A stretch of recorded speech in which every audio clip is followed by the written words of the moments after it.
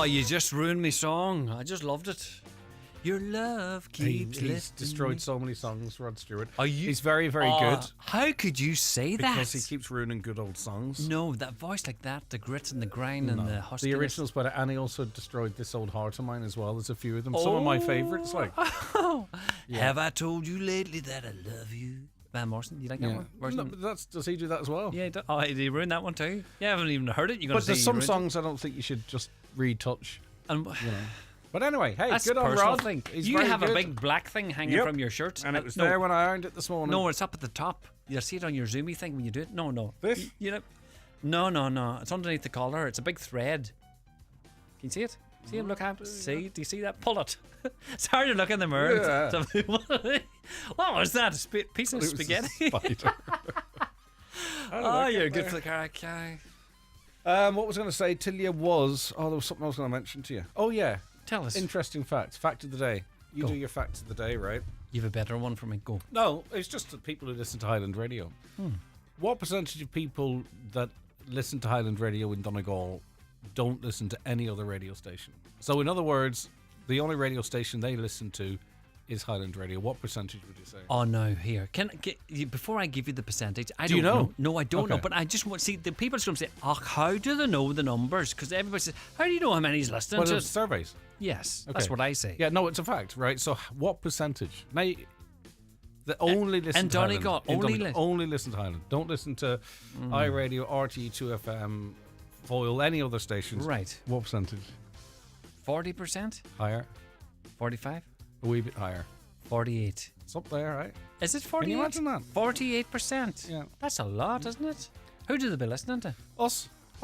Yep. And other Thank people. you. Of course.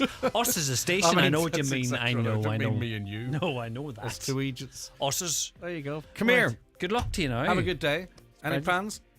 I've a list on the back of the phone. Oh, hold on, yeah. You're looking I for got the chicken? chemist. Did you I find got a Dunn chicken? Stores. I got Curry's. I got to go to George Kelly's, and I'm going to phone a few people. What about chickens? We started on the coop yesterday. All right. And we'll talk about that tomorrow. Because we need chickens. Because Lee's saying, I want to get the chickens before we go back to school because there'll be no time then. Well, he's right. Yeah, so 100%. we have to on the chicken hunt now for next week. Right. Okay, we'll see if we can get you Need chickens. I want good-looking chickens that lay the fabulous eggs. Okay. Take them all to bed in, you know. Oh, we'll soon keep them warm. All right, good Water man. bottle. All right, the chicken hunt is on. It's 9 o'clock, time for a news update. It's over to Michaela Clark. Thanks, Greg. Good morning. One prisoner remains in ICU this morning following overdoses at Portlaoise Prison.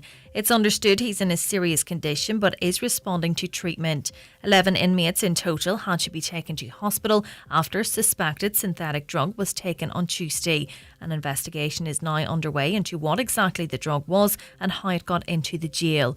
Former Garda Commissioner Michael O'Sullivan says it's impossible to stop drugs getting into prisons. The prison service are doing the best and they're working closely with the guards. But, you know, what are you talking about? You could be talking about a dessert spoonful of drugs, very easily concealed by a visitor, or, as they sometimes do, throw drugs over the walls and there are nets there to try and catch them, etc.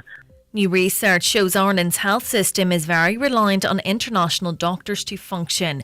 A quarter of doctors registered in the country studied abroad, with Pakistan and Sudan the main countries. The survey also showed a third of GPs are close to retirement age. The president of the Medical Council, Dr. Suzanne Crowe, says the landscape of doctors is changing. The increase in medical staffing that we saw in the 70s and 80s, those doctors are now at retirement age and they don't want to work in excess of 40, 50 hours anymore, and neither do the new doctors coming in. A man has been charged in connection with a spate of commercial burglaries in Derry last year. The 41-year-old faces charges of 7 counts of burglary in the Cityside area between February and May 2023. The business premises targeted include restaurant and a charity. The man is due to appear before Derry Magistrates Court later today. Tomorrow is the last day for people to have their say on the Falcarra to Gorta Hork Road scheme. Donegal County Council has, in conjunction with Transport Infrastructure Ireland, identified the need for a road improvement scheme between the two towns. The stretch of the N56 has been designated an unengineered legacy road that is below current national standard, which the council says increases the risk of incidents and accidents and consequently the potential for fatal or serious injury. An engineer has been appointed to progress the project, with works expected to be completed by 2030. Finally, for weather, rather cloudy and wet this morning with overcast skies and outbreaks of rain and drizzle. The rain will gradually clear later this morning, however, with some clear, drier and sunnier spells following. Highest temperatures of 17 to 19 degrees. That's all from Highland Radio News for now. We'll be back with news again at 10 o'clock. Until then, good morning. Cadbury's biggest ever giveaway! Win a day to remember! Over 200,000 unforgettable prizes and rewards. Ready for takeoff. Simply head over to winaday.cadbury.ie to enter. T's and C's apply. Please see website for details. And now, it's time for the talk of the Northwest, the 9 to noon show with Greg Hughes on Highland Radio. Hello and a very good morning to you. It's just turning 4 minutes past 9 on this Thursday. It's the 15th of August. How are you all keeping out there? I do hope you are very well indeed, and we look forward to have you on board for the next 3 hours and of course throughout the day here on Highland Radio. Our lines are open for you right now. We have some interesting items lined up for you, but if you want to raise your own issue yourself, 086 60 25,000, that is the WhatsApp and the text number. Just to remind you, by the way, if it suits you better, you can send your voice notes to that WhatsApp number to make your point. If you want to give us a call, we have Caroline as always producing and assisted by Shannon on 07491 25,000, 07491 25,000, and emails. If that's your thing, comments at highlandradio.com, and maybe email might suit you even if you're listening to the podcast or listening overnight and you want to put your views down. We pick that up the next day or as soon as you send them, really effectively. And lastly, just a quick reminder, you can watch the show on YouTube, Highland Radio Ireland, on your smart TV and your Fire Stick, or across your mobile devices on Facebook. Derry People Donegal News this morning. Time to finally make Loch Salt Road safe. The brother of a man who tragically lost his life in a road collision at Loch Salt in 2004 is calling for the road to be made safe once and for all. Prompted to speak out following 2 recent collisions in the area, Con Duffy said he doesn't want to see another family go through what his did 20 years ago. Con's brother Declan Duffy was just 20 years old when he lost his life. The Downings man was on his way to Letterkenny Institute of Technology, where he was a student when the car he was a passenger in plunged into the lake. The incident happened at Loch Salt on the Carragart-Kilmacrennan Road. Con's call for new safety measures on the road came after one of Declan's best friends also appealed for action to be taken, and I believe that was on this programme. Declan Robertson was on with us, highlighting a gap in the wall. There'd been a collision around about rally time, and a big section of the wall had fallen over on a very dangerous corner, and a second vehicle had gone in there thereafter. Now, very shortly after we featured that on this programme, and fair play to Donegal County Council, people were on site closing that gap on the wall, and it looks like new signage has gone up as well. So in relation to that section, credit to the council for responding very, very quickly in that regard. The Tyrconnell Tribune this morning, the debacle over these social houses in Milford continues. Now the council doesn't want to buy them anymore. The proposed purchase of 17 social houses at Lochfern Heights in Milford has ended without a resolution. After lengthy negotiations with the developer, Donegal County Council has now rescinded the order to purchase the turnkey development. In a final attempt to resolve the issues arising, the council offered the developer an increased figure of more than $3,733 million, but the terms were not agreed. The developer of the project, PJD Construction, has been informed by the council that any proposals to sell the development to an AHB will require engagement and agreement between the approved housing body and the department. PJ Doherty said that with the rescinding of the order, he now hopes the Cooperative Housing Ireland will purchase the houses, which would mean presumably they would be available for social housing. But in fairness to the council, they upped their offer for these properties by 3.7 million. It wasn't enough, and they have said, right, we're walking away from this situation. Just sticking with the front of the Tyrconnell Tribune, 3 candidates have been nominated to contest the Fine Gael convention on Monday week as preparations get into full swing for a predicted general election on November 15th. Councillor Jimmy Kavanagh from Letterkenny is seeking a nomination, as is Senator Nicky Bradley of Milford and John McNulty from Kilcar. John McNulty, when we last spoke to him, he was... I think he was indicating as much as he possibly could without announcing it that he was going to seek a nomination. Senator Nicky Bradley, I understand she might have had an interest in running for the council for Fine Gael. I could be wrong in relation to that, but I believe that is the case. But obviously then she was earmarked or someone nationally or locally thought, right, she could make a good senator with a view to potentially contesting the general election. So there certainly is a momentum there, but Councillor Jimmy Kavanagh has been an incredible, loyal and hard-working rep for Fine Gael, and he would perhaps want that nomination as well. So it's either Councillor Jimmy Kavanagh, Senator Nicky Bradley, or John McNulty from Kilcar. Which way will they go? I think they're selecting 2, actually, so it's 2 from 3. I mean, if you're looking for a geographical spread, Nicky and Jimmy are very close together. John McNulty, obviously, closer to that traditional heartland that Dinny McGinley was so successful for the party in. So you'd imagine it's he and one of the other 2, but we shall see. The Derry news this morning: 2 controversial bonfires in Derry are set to go ahead tonight. Bonfires in the Bogside and Cregan will be lit later tonight, despite weeks of behind-the-scenes negotiations to prevent them from going ahead. Now, apparently the Low Pay Commission is suggesting that the minimum wage should increase by over €1. Now, I was listening to a minister this morning who disputed that, though he wouldn't give the figure for some reason. But either way, it is a potential headache for the government, because the government looks likely to increase the national minimum wage by over €1 an hour in Budget 25. The Low Pay Commission is understood to have recommended increasing the basic pay rate to at least €13.70. Its proposal would help the government deliver on a commitment to replace the minimum wage with a new living wage in 2 years. Now, the government, generally speaking, does accept the recommendations of the Low Wage Commission. But the move is a headache for the coalition, which has been seeking to reduce costs for businesses in the aftermath of record levels of inflation. It's never rejected a recommendation from the Commission, but there is increasing concern about handing struggling businesses another financial burden. So every one of these decisions obviously puts greater pressure on businesses to the tune of billions.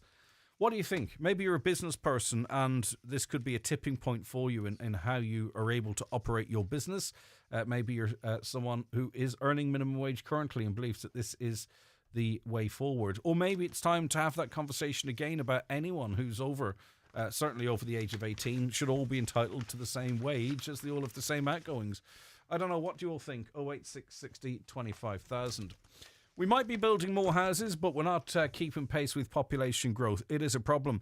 The Irish Times tells us that Ireland's population is growing at a rate of nearly 4 people for every new home built, according to a report by an international property group.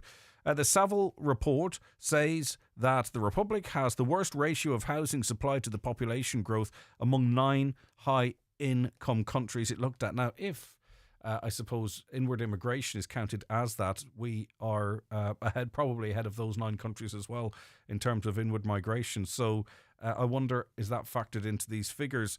The other countries in the study were the United States, Canada, Australia, the UK, Germany, Spain, Sweden, and the Netherlands. While it is true that many countries across the world are facing housing shortages, it's important to recognise that the severity of Ireland's is on a different level to others, said John Ring, Director of Research at Savills. And in consecutive days, we've been hearing from listeners to this show.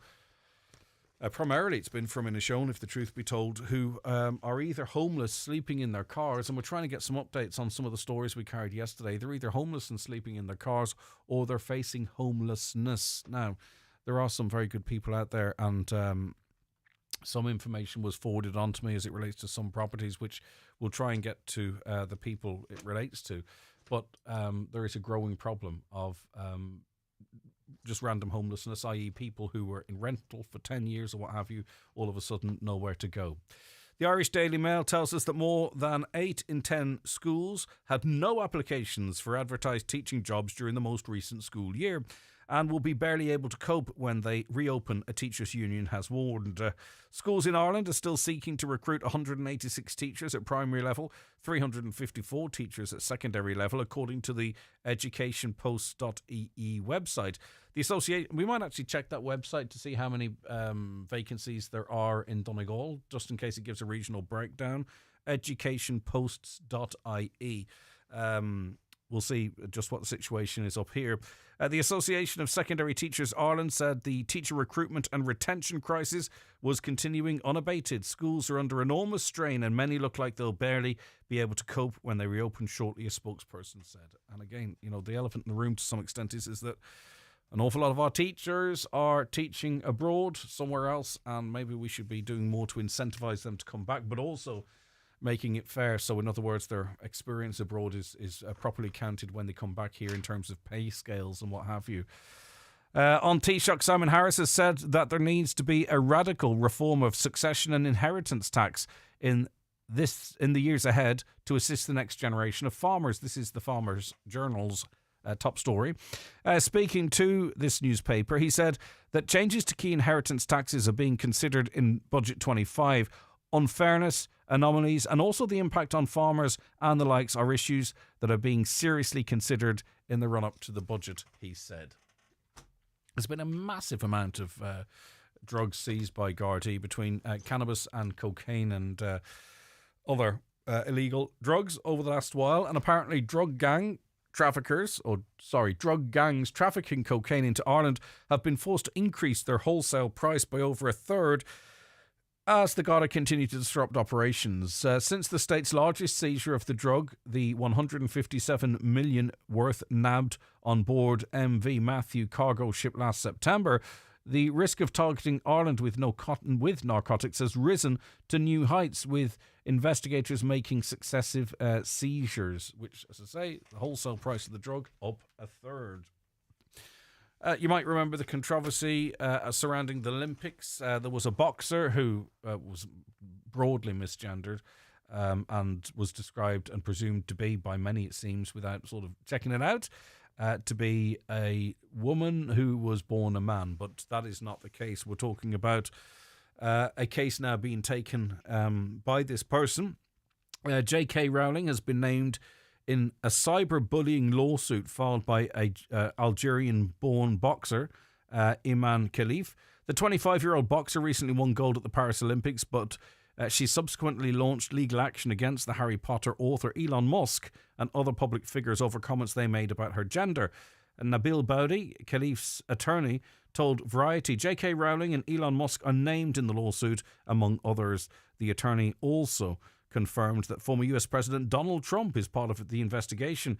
Boudi explained, Trump tweeted, so whether or not he is named in our lawsuit, he will inevitably be looked into as part of the prosecution. Khalif, who was born female and identifies as a woman, has alleged acts of aggregated cyber harassment. And J.K. Rowling, very prolific on Twitter, hasn't said a great deal since she misgendered that boxer. What's your favourite food? Burgers? I'm not a big fan of burgers. Not a big fan of pizza either. Certain pizzas alike. But anyway, apparently the cheeseburger has been voted the greatest food invention of all time, which I would not agree with. It saw off pizza and sandwiches to take 63% of votes in a poll.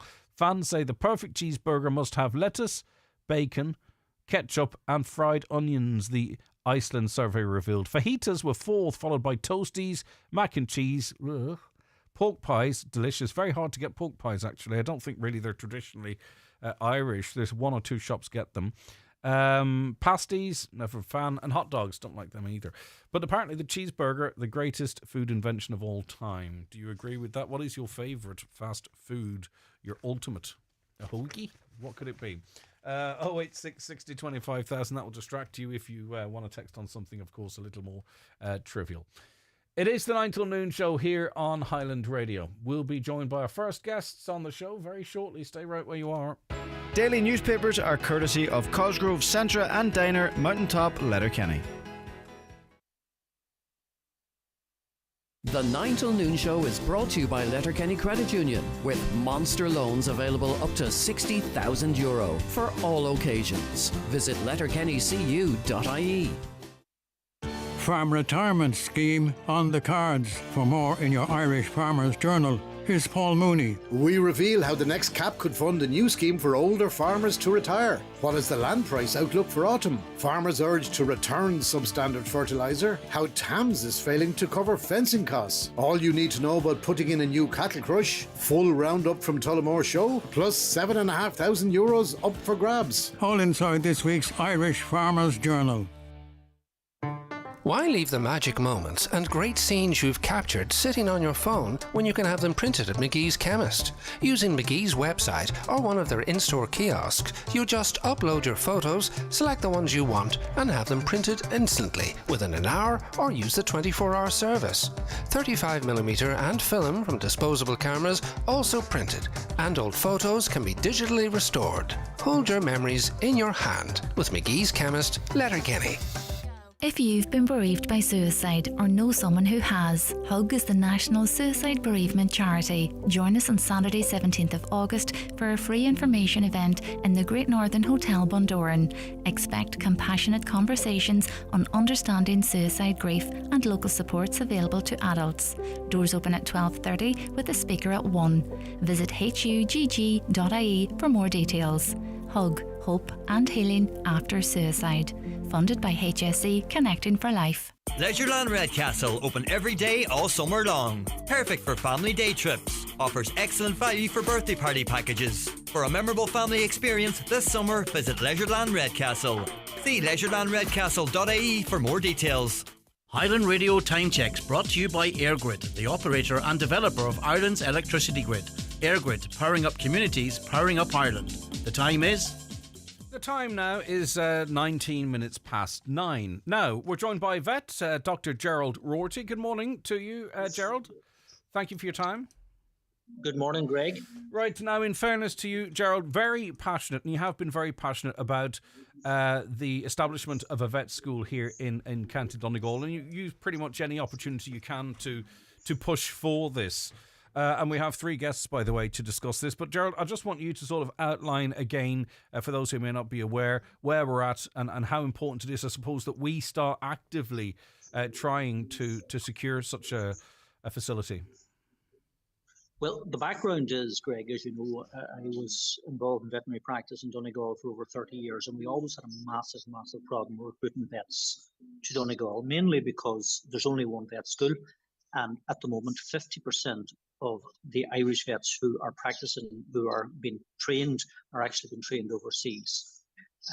And it's an awful indictment on the entrance system within UCD Vet School that of the 27 brilliant post-primary schools that we have in Donegal, I know of only 4 of them who have ever succeeded in getting a vet into UCD Vet School. So in fairness to the present government, they have listened to the lobbying from the veterinary profession, and they have shortlisted 3 very good bids. One's Waterford, one's Limerick, and one's ATU, which is a combination of Letterkenny and Mountbellew. Now, I really take my hat off to ATU. Initially, I was a wee bit cynical as to, could we do it? But listen, Paul Hannigan, Orla Flynn, Joanne Gallagher, they've had tremendous foresight in putting together a really good bid. And we are in literally the last few weeks of this decision-making process. So Patrick O'Donovan, the Minister for Higher Education, and Simon Harris will make this decision over the next few weeks. Now, the economic impact of a new vet school in Donegal is phenomenal. It's not just the fact we're producing vets, and hopefully a lot of them will be from Donegal and stay in Donegal. It's the impact it has on agriculture. It's the impact it has on small animal practice. It's the impact it has on induced research.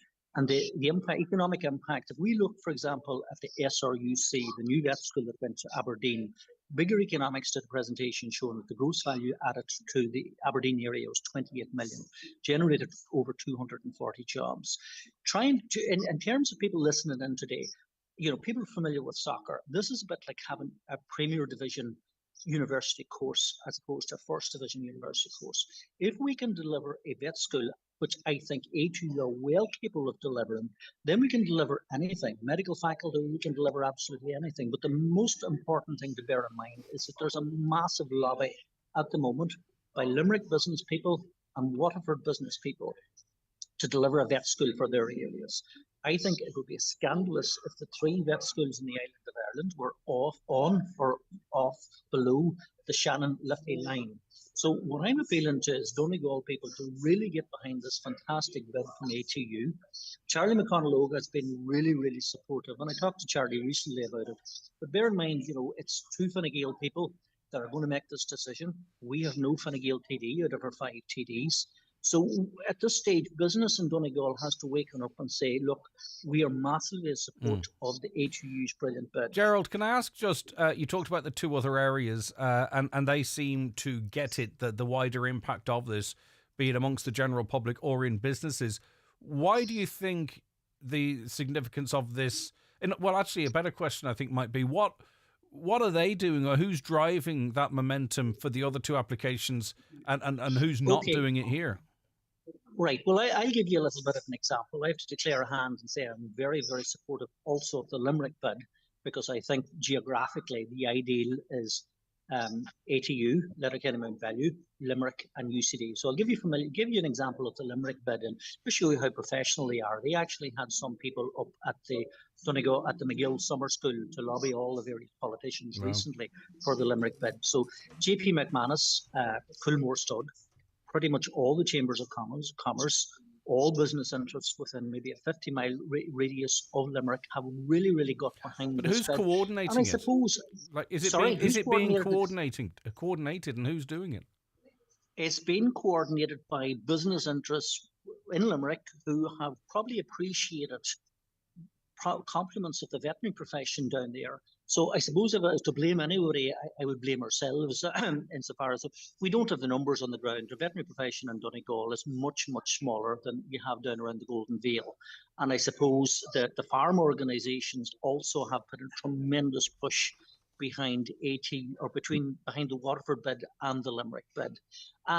Probably I haven't been as successful as I hoped to be in getting across to agriculture and getting across to business interests in Donegal the significance of the ATU bid.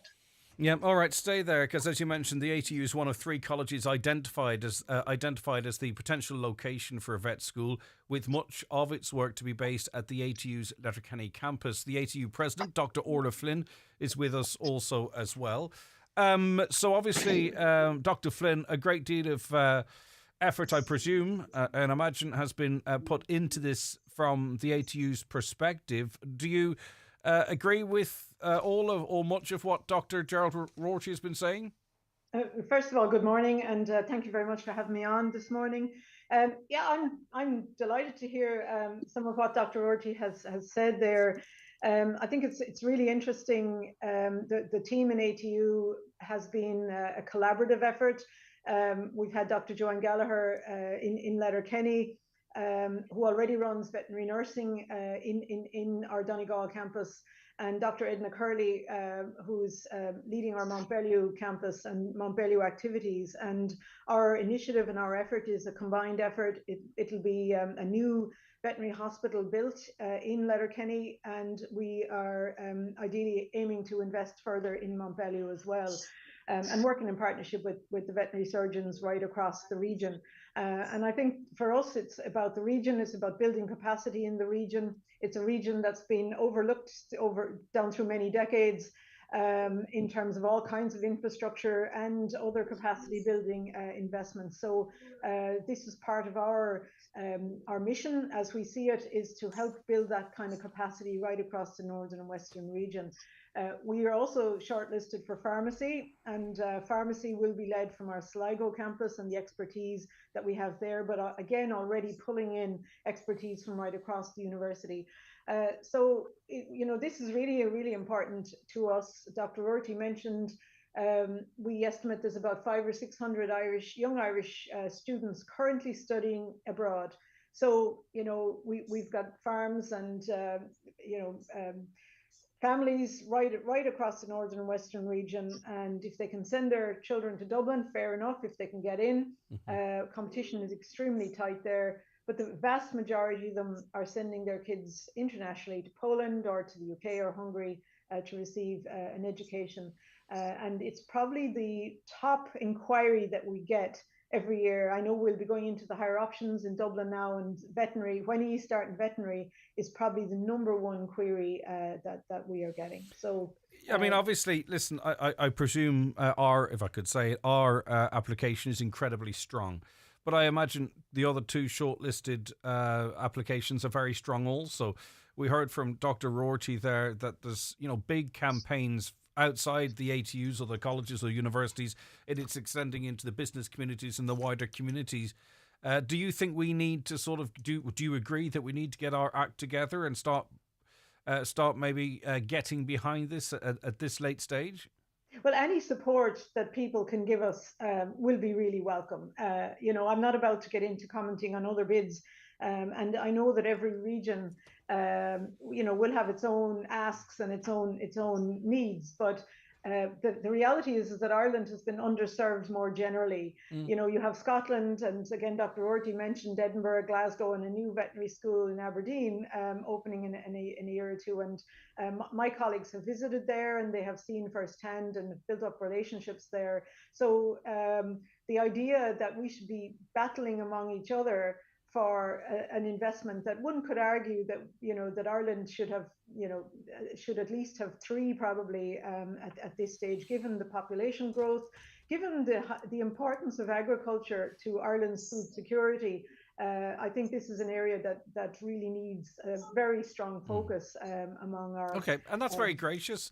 Dr. Gerard Rorty's hoping to call a public meeting in Letterkenny in early September to get some support behind getting the vet school to Donegal. I'm sure, given your comments, you'd welcome any support, but is that something you would engage with as ATU president?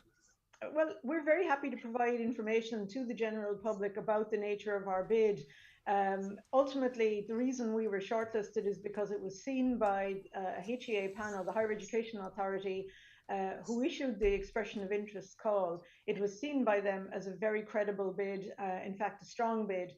The collaborative nature between our campus in Montbellew and our expertise, the existing expertise in Donegal. And I would flag that we're the only one of the shortlisted colleges that already run veterinary nursing.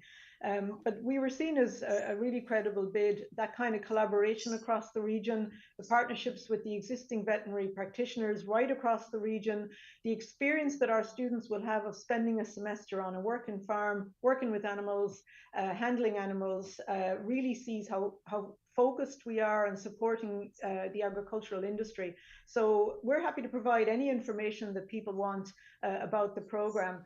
Our efforts, however, are going to go into developing curriculum, and we'd really like to see an outcome to the call so that we can get on with the hard work and designing the facility and so on. Okay.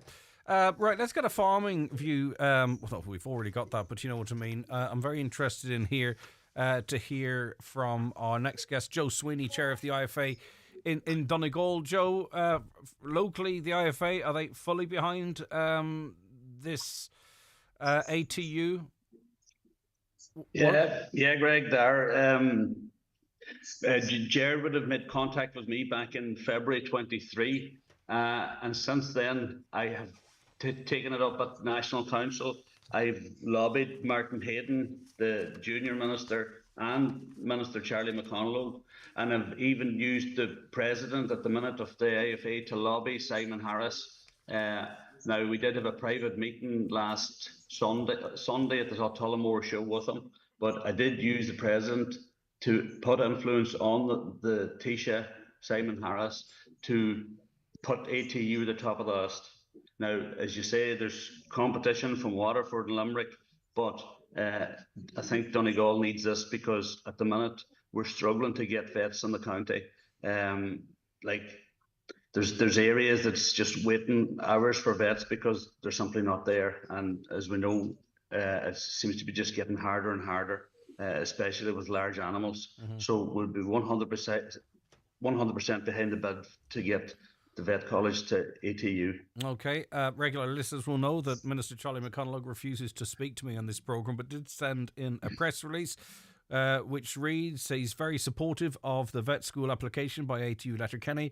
It is one of 3 applications that have been successful in progressing to round 2 of the selection process for a new vet school.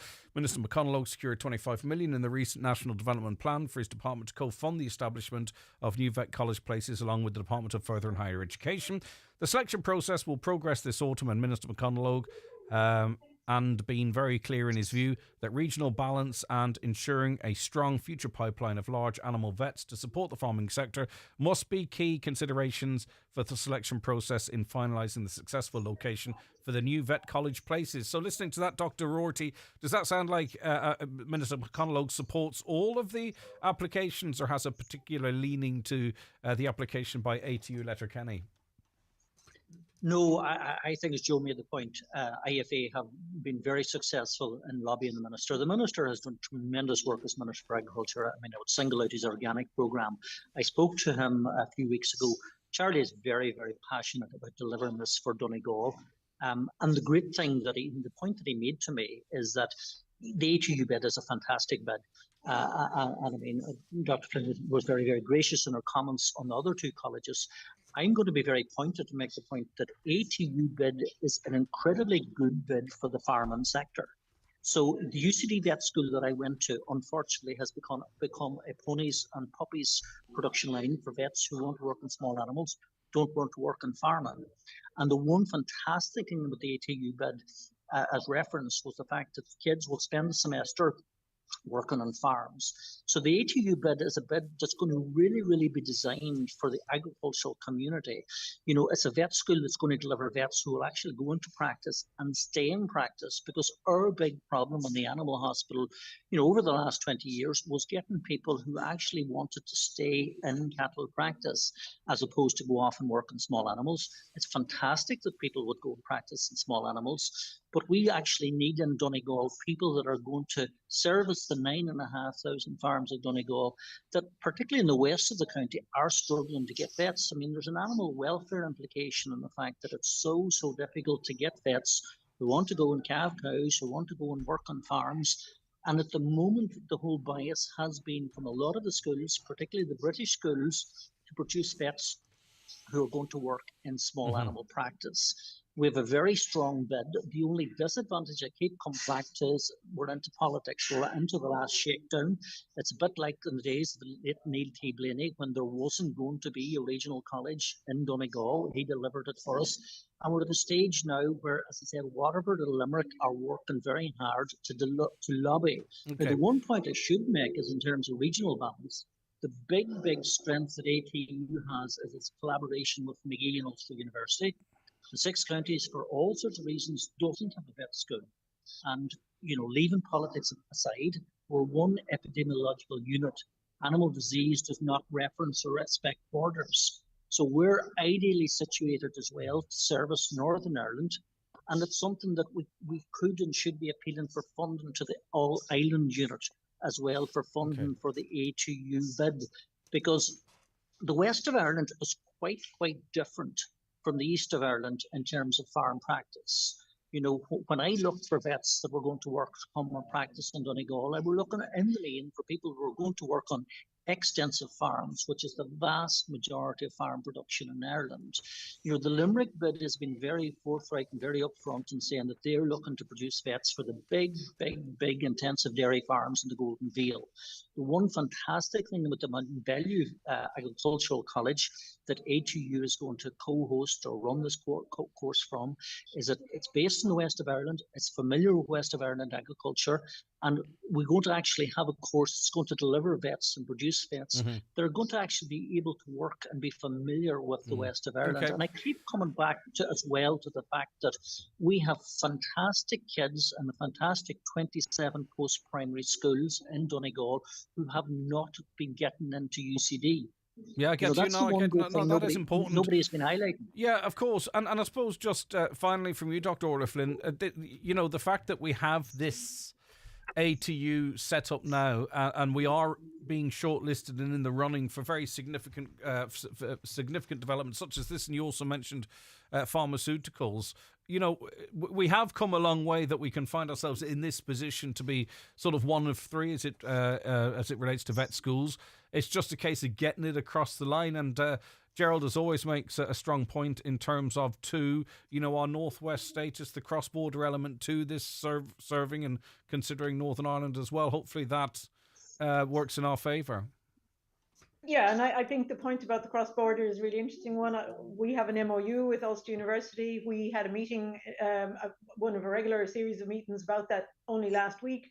And we are talking about collaboration across a whole load of areas. Research would be one area, where we want to see the growth in collaboration. But the issue around sustainability in smaller farms, the less intensive farming practices, would be something that we'd be really mindful of. And preparing people for that kind of an environment is going to be a big part of the curriculum. The Northern and Western region and the disadvantage, I would urge any listeners to have a look at the Northern and Western Regional Assemblies website. They've published a regional infrastructure tracker only in the last couple of weeks, and we're not getting our share of investment per head of population.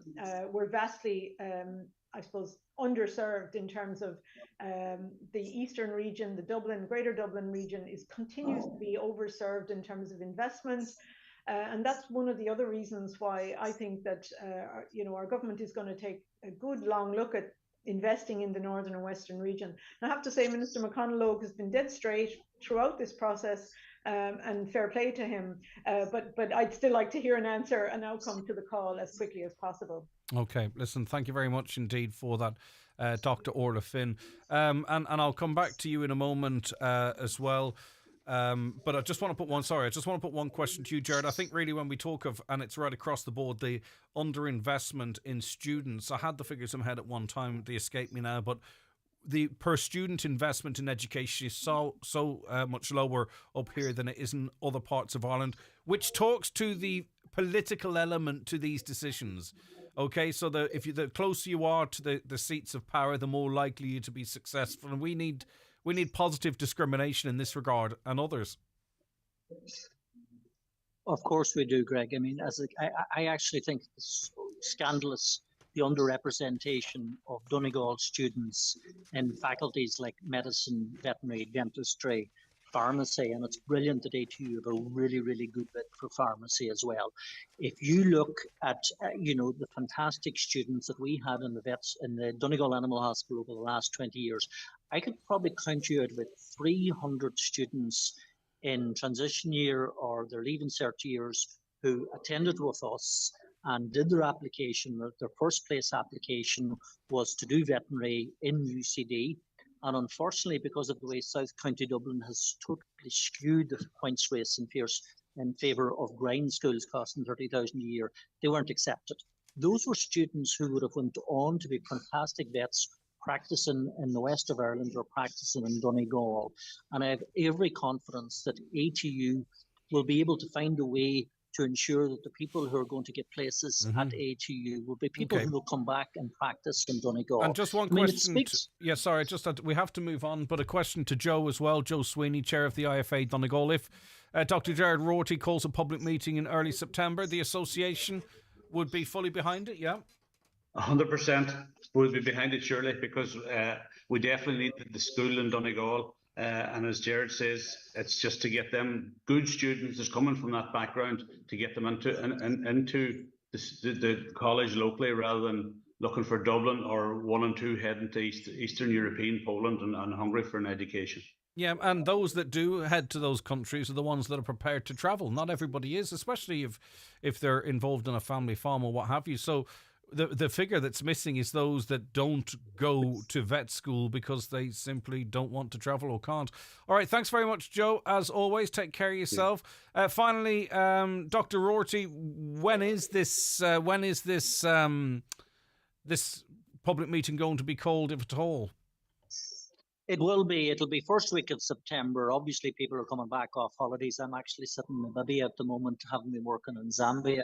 and Zimbabwe, so I have to get myself back there, and so it's a bit difficult to coordinate things from here. But I've been talking to Tony Forrester in the Letterkenny Chamber of Commerce, who's massively supportive of this bid as well. So we'll be back to you in the show with actual details and times very, very shortly. Okay, thank you very much for that. Where did you say you're speaking to us from, sorry? I'm actually on the Skeleton Coast in Namibia because I've been working in Zimbabwe the last wee while and it's too hot. So we've come over to the Atlantic coast here for a few days and then we're heading back over to back to the crocodile farm. Right, okay, remarkable. Okay, great stuff, thank you. Isn't it amazing, modern technology? He's in Namibia. That's Dr. Gerard Rorty. Joe Sweeney, the chair of the IFA in Donegal, also joined us, and we heard too from ATU President Dr. Orla Flynn. Watch the show live now on YouTube, Facebook and at highlandradio.com. The 9 till noon show is brought to you by Letterkenny Credit Union, offering low-rate car loans with fast approval. Apply online at letterkennycu.ie or in office today. Farm retirement scheme on the cards. For more in your Irish Farmers Journal, here's Paul Mooney. We reveal how the next CAP could fund a new scheme for older farmers to retire. What is the land price outlook for autumn? Farmers urged to return substandard fertiliser. How Tams is failing to cover fencing costs. All you need to know about putting in a new cattle crush. Full roundup from Tullamore Show. Plus €7,500 up for grabs. All inside this week's Irish Farmers Journal. Attention all football clubs in the Donegal League and the Inishowen Football League. Are you looking for quality match and training balls, training equipment, poles and markers? Do you need new water bottles? Let's get a new kit and some quarter zips for match day. We know what you need at the right price with the best advice. Click bmcsports.ie or call Brian McCormick Sports 074 91 27833. Are you planning a night out or an overdue catch-up with friends? Visit Sister Sarah's in Letterkenny for a top-class gastropub experience. Enjoy Grill Night Thursdays, Sarah's all-you-can-eat barbecue on Fridays, live sport, weekend music and private function rooms for your special occasions. Sister Sarah's Letterkenny, serving food you'll love from Wednesday through to Sunday. 4 Fridays. 4 winners. Plus 1 lucky jackpot. 20 grand. Highland Radio. Highland Radio. Oh, that didn't work. The 9 till noon show with Letterkenny Credit Union. Simplify your debts with a debt consolidation loan from Letterkenny Credit Union. Call us on 074 910 2126 or apply online via our app or in office today. In the big 10th anniversary sale at Michael Murphy Sports, there's up to 60% off clothing, up to 50% of replica and selected club gear, and up to 30% of footwear and selected Donegal leisure wear. With great bargains in all departments. The sale is now on at Michael Murphy Sports Letterkenny and at michaelmurphysports.ie. TFI Local Link operates evening and weekend services throughout rural Ireland to help you stay connected 7 days a week. We know life doesn't just happen 9 to 5, so if you're commuting, shopping, visiting family, or going out in the evenings or on the weekends, let TFI Local Link take you there. Visit transportforireland.ie. On Business Matters this week, my guests are Sheila Clancy O'Donnell of the newly opened Circular Dress Collaborative in Letterkenny and John McGrory of tour guide business Walking Ireland. So join me, Chris Ashmore, for Business Matters on Sunday after the 6 o'clock news. Business Matters on Highland Radio is brought to you by Local Enterprise Office Donegal. If you have an idea to start or grow your business within Donegal, contact the Local Enterprise Office team to find out more about the supports available for businesses. See localenterprise.ie/Donegal. Crawford Tiles and More, Castlefin. Tiles, bathware and wood flooring. The best quality and value in the Northwest. Fully stocked and ready to go. Fitters and delivery available. 10% off for mica affected customers. Don't forget their famous 5-day bathroom fit out. Give Crawford's a call and see what they can do for you on 914342.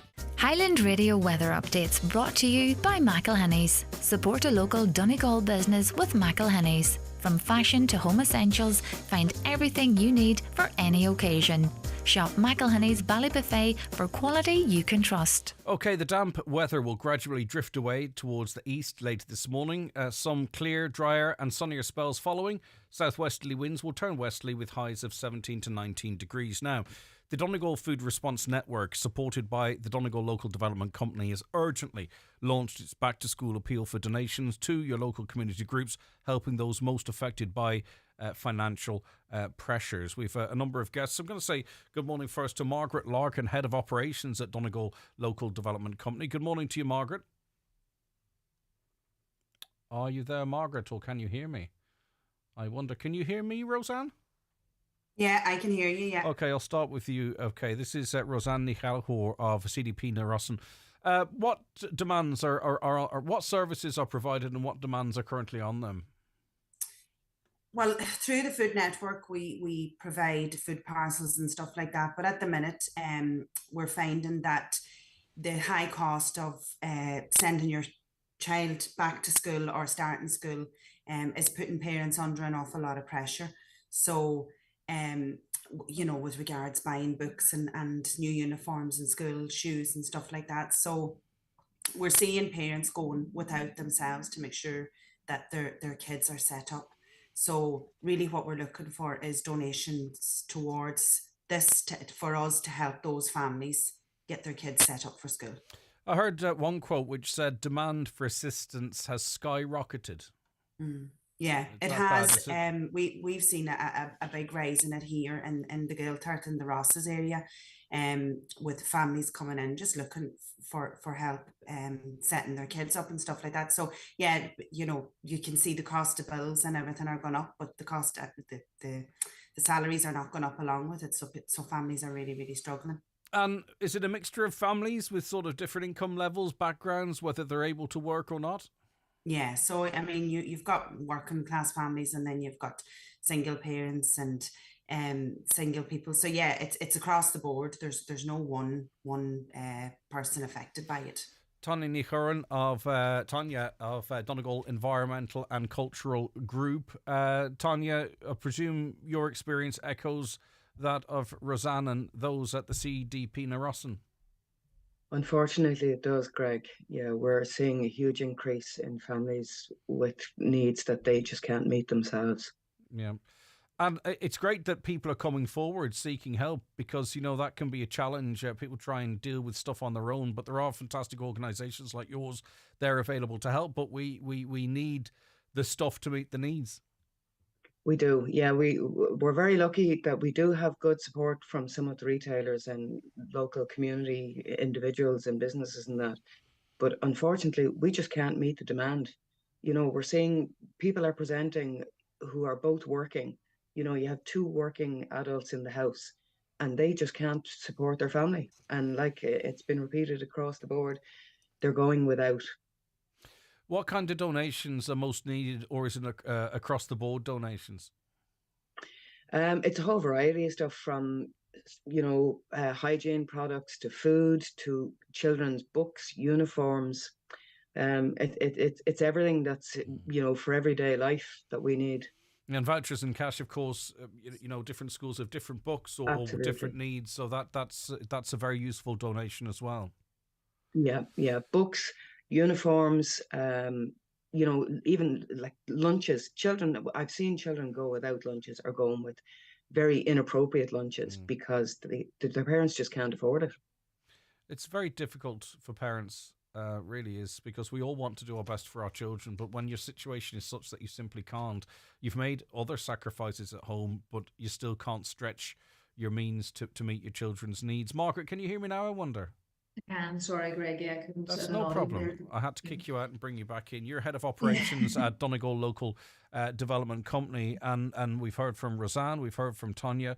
There are a number of community organisations right across the county, and the message is the same from all. Yeah, Greg, the Donegal Food Response Network was set up about 2 years ago, and we have, pre-COVID, or just at the onset of COVID. And what we have seen is, unfortunately, the situation is getting worse instead of better. There's 21 different organisations involved in the network, and year on year we just see that the numbers are increasing consistently. I think currently there's around 640 families across the county that are being supported on a weekly basis, which is phenomenal. The landscape's very different in rural and urban. Obviously there's the two ladies, Tanya and Roseanne, who are fantastic advocates in their own areas. are both more rural areas, so they would know their families, and their client base quite well on a personal level. And then obviously in Letterkenny, it's a different situation where you have people literally queuing for food, for Letterkenny food banks, but across the board, there's a huge demand, and particularly this time of year, it does increase. I suppose from a networks perspective, I spoke to you this time last year, Greg, and we had just sort of, we were using that bottom-up approach to try and meet the top, and trying to, I suppose, push this problem up the line to try and get a county-wide sort of response to it, because it is huge. There's that stigma, and there's the, I suppose, embarrassment for a family and all of that. But for us over the past year, we're really trying hard to collect hard data and evidence, to present, to try and bring around change. And what we're hearing more and more from the organisations involved is that, yes, there's issue with food. I mean, there's food insecurity is a huge issue, but that comes with other social and economic factors as well. And there's other challenges within families that are not being addressed. We're so much in the fire of trying to meet that initial demand for food that the wraparound service just isn't there, where there's mental health problems. In this process, you sort of learn that, Highland, there's other maybe arms of the state that should also be responding to this situation, because it's not simply, you know what I mean, though. It's not just there's low income levels or what have you. There's other things that we really should be targeting towards. And one other thing, a trend we'd seen in the past is that those people who had been contributors in the past were now, seeking assistance, or we used to see a trend in the past, and correct me if I'm wrong, but I think it's in this area, Margaret, where people would come in and out,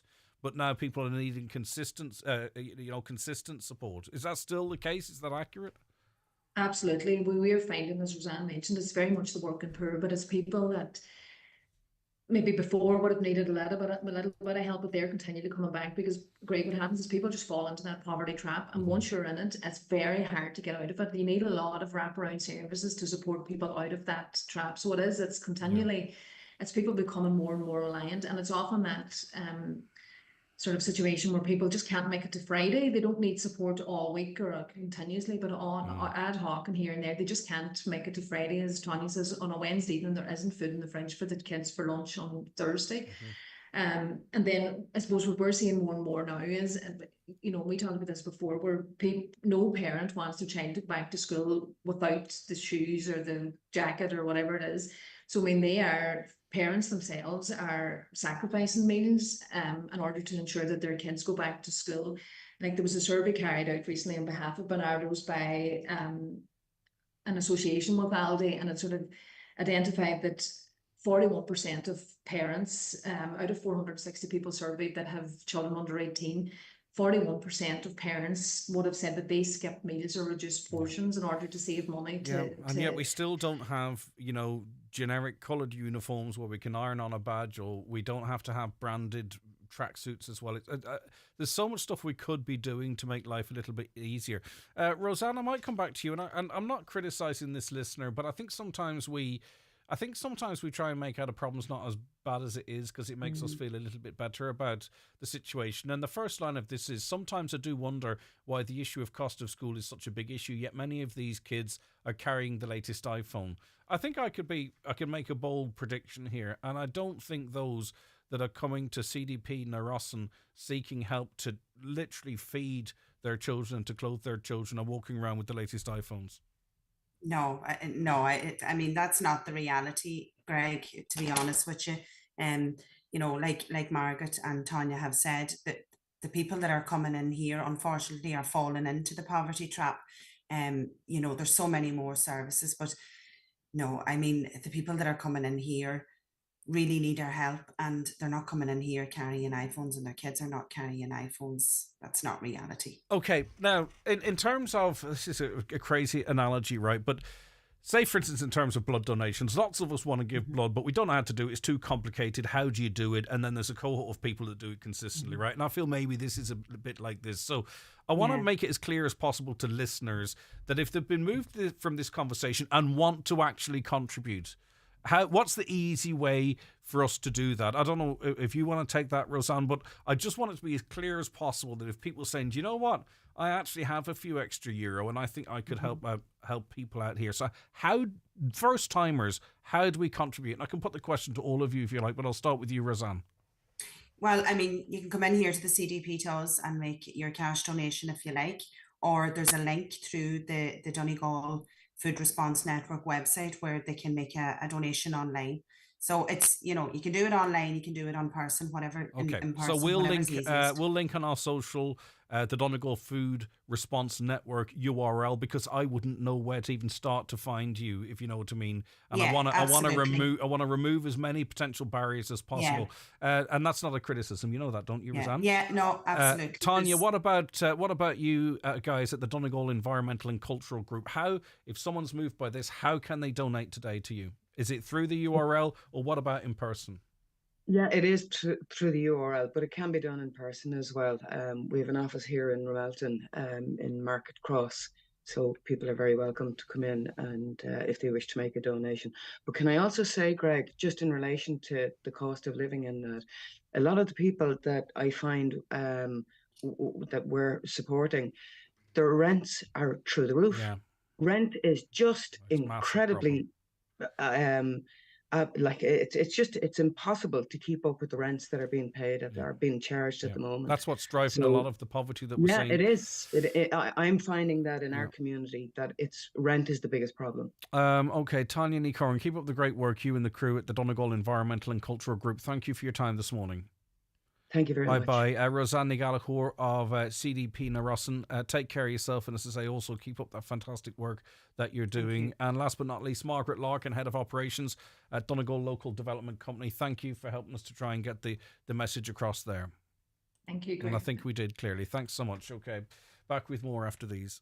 The 9 till noon show is brought to you by Letterkenny Credit Union. Digital loans now available. Apply online or via our app today and get your loan transferred directly to your current account. The Clanry Hotel Letterkenny present their wedding showcase Sunday 18th from 2 till 5 p.m. Meet their expert wedding team, explore tailored packages, view the beautifully set room and stunning bridal suite. Your dream wedding starts here. That's the Clanry Hotel Wedding Showcase this Sunday from 2 till 5 p.m. Farm Retirement Scheme on the cards. For more in your Irish Farmers Journal, here's Paul Mooney. We reveal how the next CAP could fund a new scheme for older farmers to retire. What is the land price outlook for autumn? Farmers urged to return substandard fertiliser. How Tams is failing to cover fencing costs. All you need to know about putting in a new cattle crush. Full roundup from Tullamore Show. Plus €7,500 up for grabs. All inside this week's Irish Farmers Journal.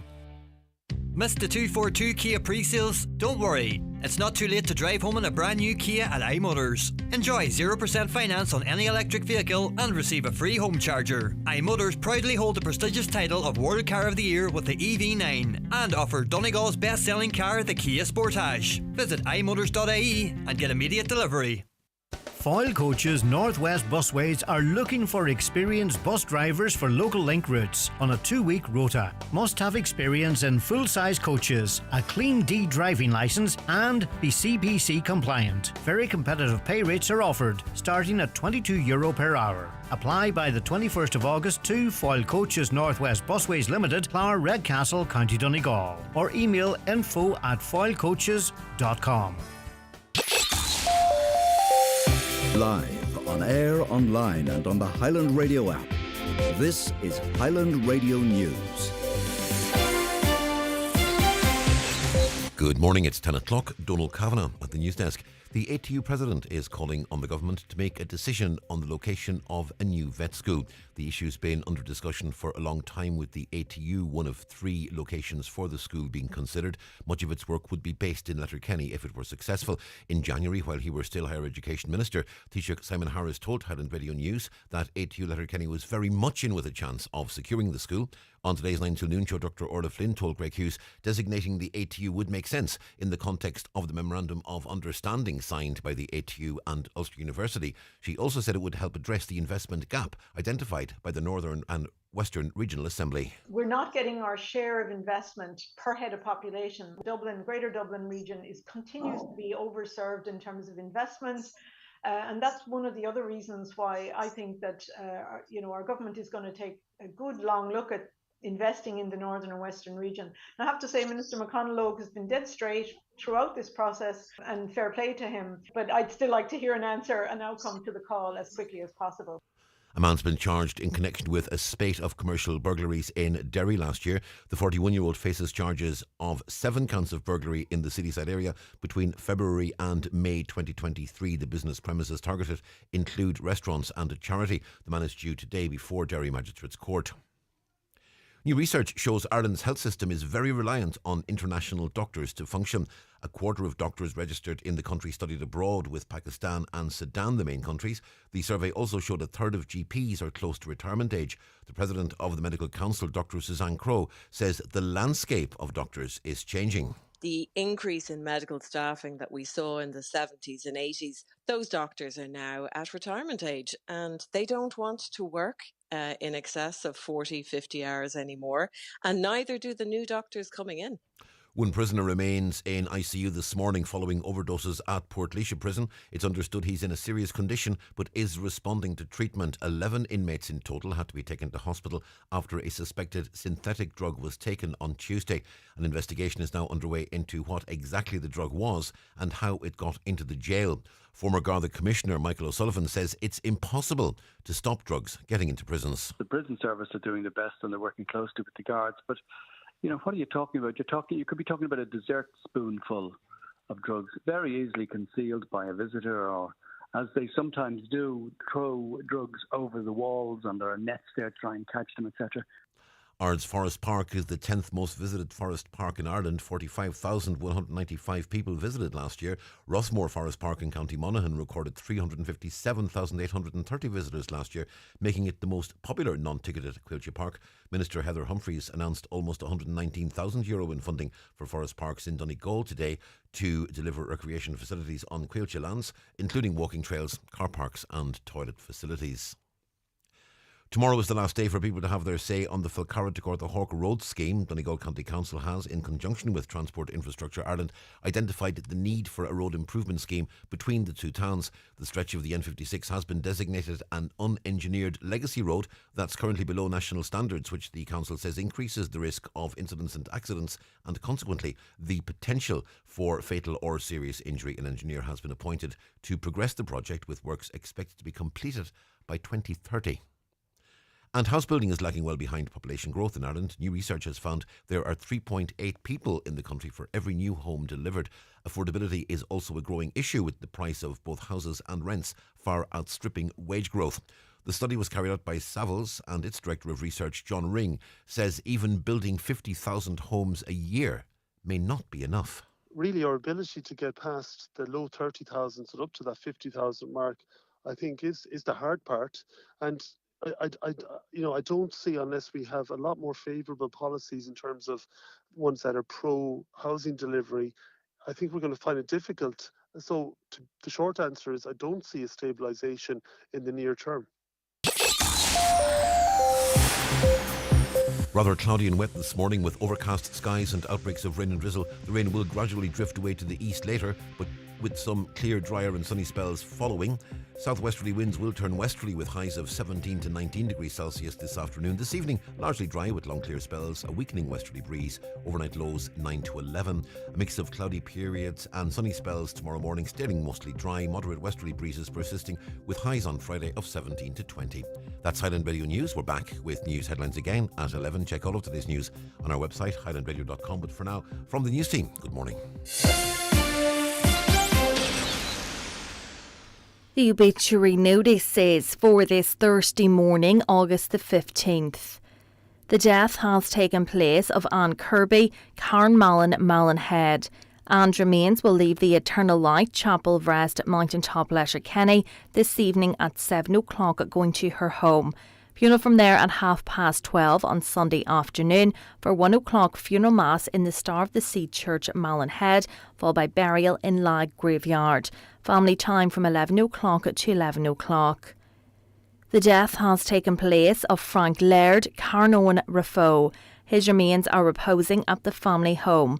Removal from there tomorrow afternoon at 1:30 for 2 o'clock funeral service in St Eunan's Cathedral, Raphoe, followed by burial in the adjoining graveyard. Family flowers only, please. Donations in lieu if desired to the Donegal Hospice, care of any family member or Terence McClintock, funeral director. The death has occurred of Keith Bates, Dundreen, Burnfoot. His remains will repose at his home from 2 o'clock this afternoon.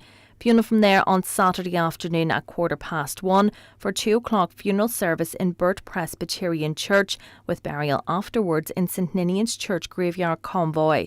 Family flowers only, please. Donations in lieu to Burt Presbyterian Church, care of any family member or Terence McClintock, funeral director.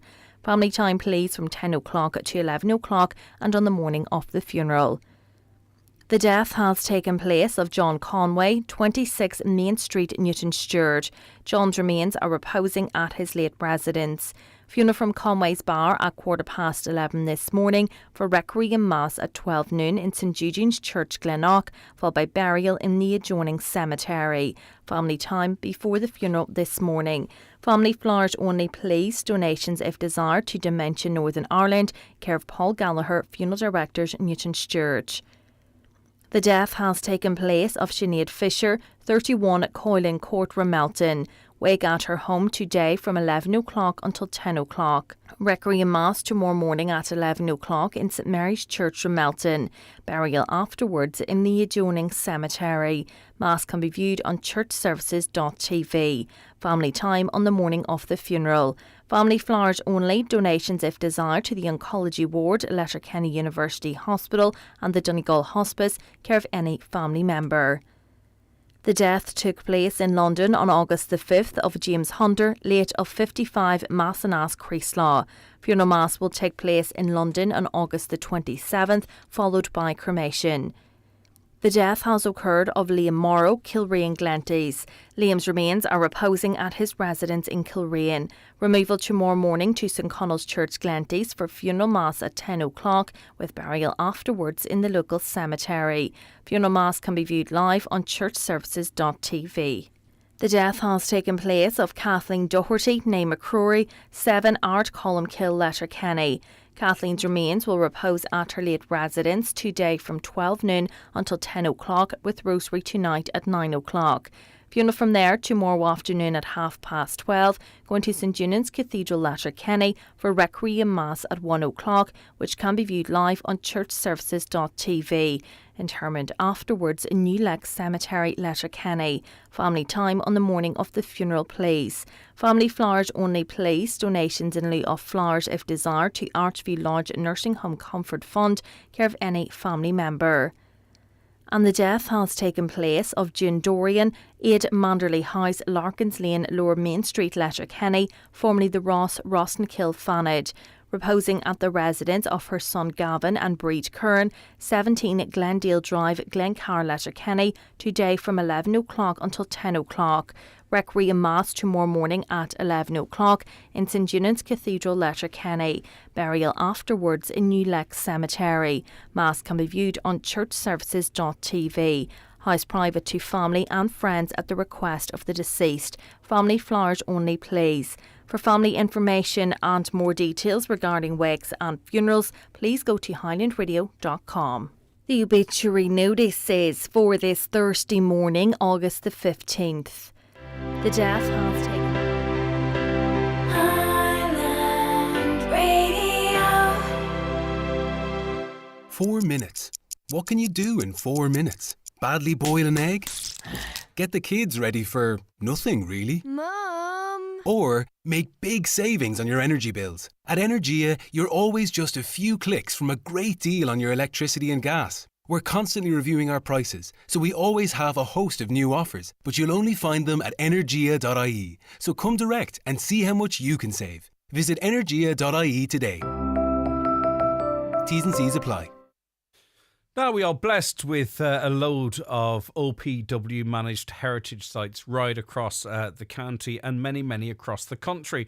It's National Heritage Week from Saturday the 17th to Sunday the 25th of August. On the show today we have 2 family heritage cards each worth €90 to give away. Now, these cards offer access for one family, that can be made up of 2 adults and up to 5 children that you know, to over 45 OPW managed heritage sites across the country. You can visit any or all of the attractions as often as you like during the Heritage Cards validity period. See heritageweek.ie for all events listings for County Donegal and across the country. And in fact, you can go on to that website and create your own personalised schedule of events on heritageweek.ie with the My Events Trail feature, so you won't miss out on everything. Now, to win, which heritage place am I talking about right now? In the town for which the county's named on the bank of the River Esk, Red Hugh O'Donnell built this stronghold, towering and picturesque. In the town for which the county's named, on the bank of the River Esk, Red Hugh O'Donnell built this stronghold, towering and picturesque, which is the first one this week I would actually know. So, what is the answer to that? It is a heritage site in Donegal, and we're looking for the name of a particular type of building, right? Text or WhatsApp your answer, name and address to 086 60 25,000. Your name and address and your answer to 086 60 25,000. And also email comments@highlandradio.com. Comments@highlandradio.com. And we'll draw the winners later on in the show. Whilst we're just talking, I do want to give you one more opportunity. Not one more opportunity, you've numerous opportunities. But we on this show are giving away €2,500 tomorrow, which is very exciting.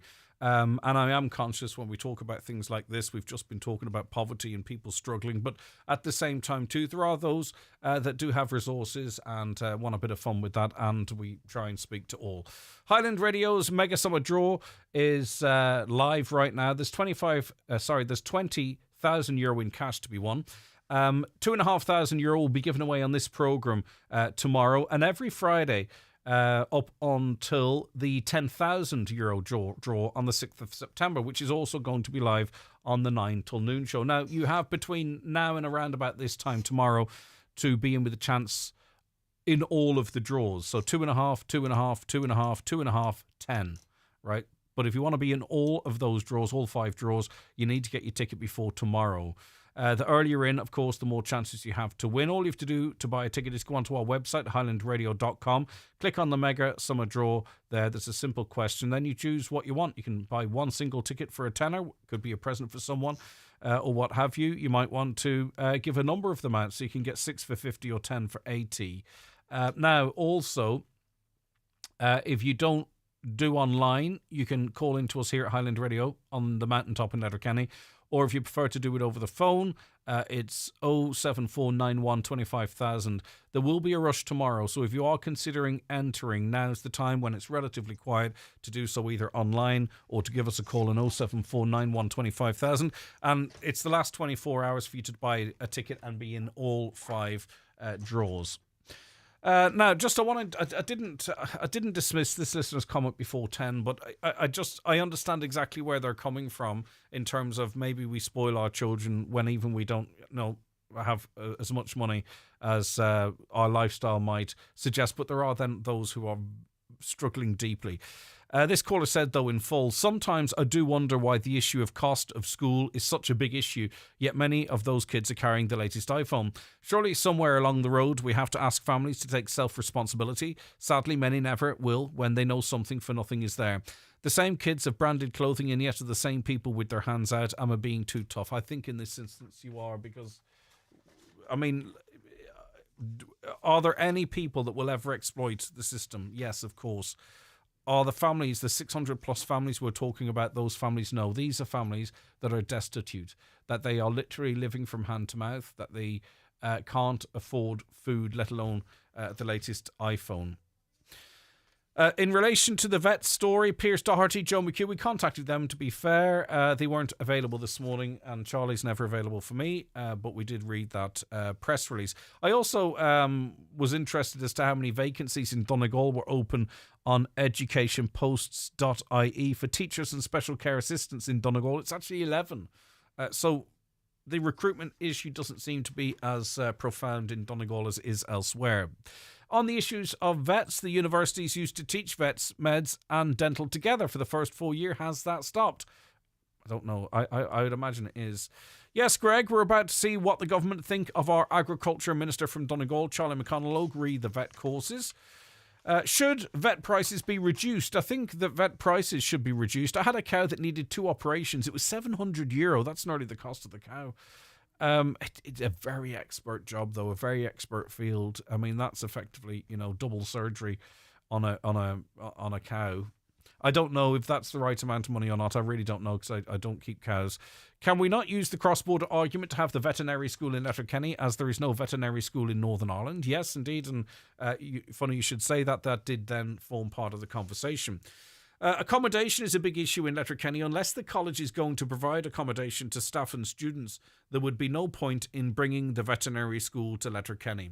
I wonder, is it worth us maybe doing a piece on the rent-a-room scheme as well? We're talking about people struggling, but there are people out there as well who are struggling, but perhaps have a spare room in their house, particularly in and around Letterkenny, and you can rent a room and take in, is it 14 or 15,000 euro tax-free, even if you're on other benefits, I believe. We haven't done it before, and they did get a wee rush of rooms being made available. So I think maybe before the colleges return, we might look into that. We need a vet school and medical school in Donegal, full stop. Just look at the cross-border benefits we would also have. Yeah, indeed, a few of you very cleverly pointing that out. Greg, a very real issue in the past seemingly has been how young vets are treated when they join a practice in regard to pay and hours on call. Of course, this varies between practices, but it is not appealing to young vets. Yeah, I get you, but we're not at that point yet, because we don't really have the output of vets to sort of maybe deal with that issue if it's there. We have vets that are people that want to enter that area of work, and they're doing so in Britain and Poland and elsewhere. But if that's something that he's talking about, please let us know. Please let the listeners know the Spriaga Sport charity shop in Carndonagh called Siri Clothing are giving away free school uniforms. Please come and help yourself. Loads of different school uniforms in stock. Okay, so that's the Spriaga Sport charity shop in Carndonagh. And let me just say, please, there is absolutely no issue in, even if you go into one of those charity shops, you can do so for green reasons, okay? So don't think people presume it's because of financial reasons. You can go in there and maybe you prefer to not contribute to this circular economy, even though it's free. But that could be a very good reason for you to go in there and get school uniforms for your young ones.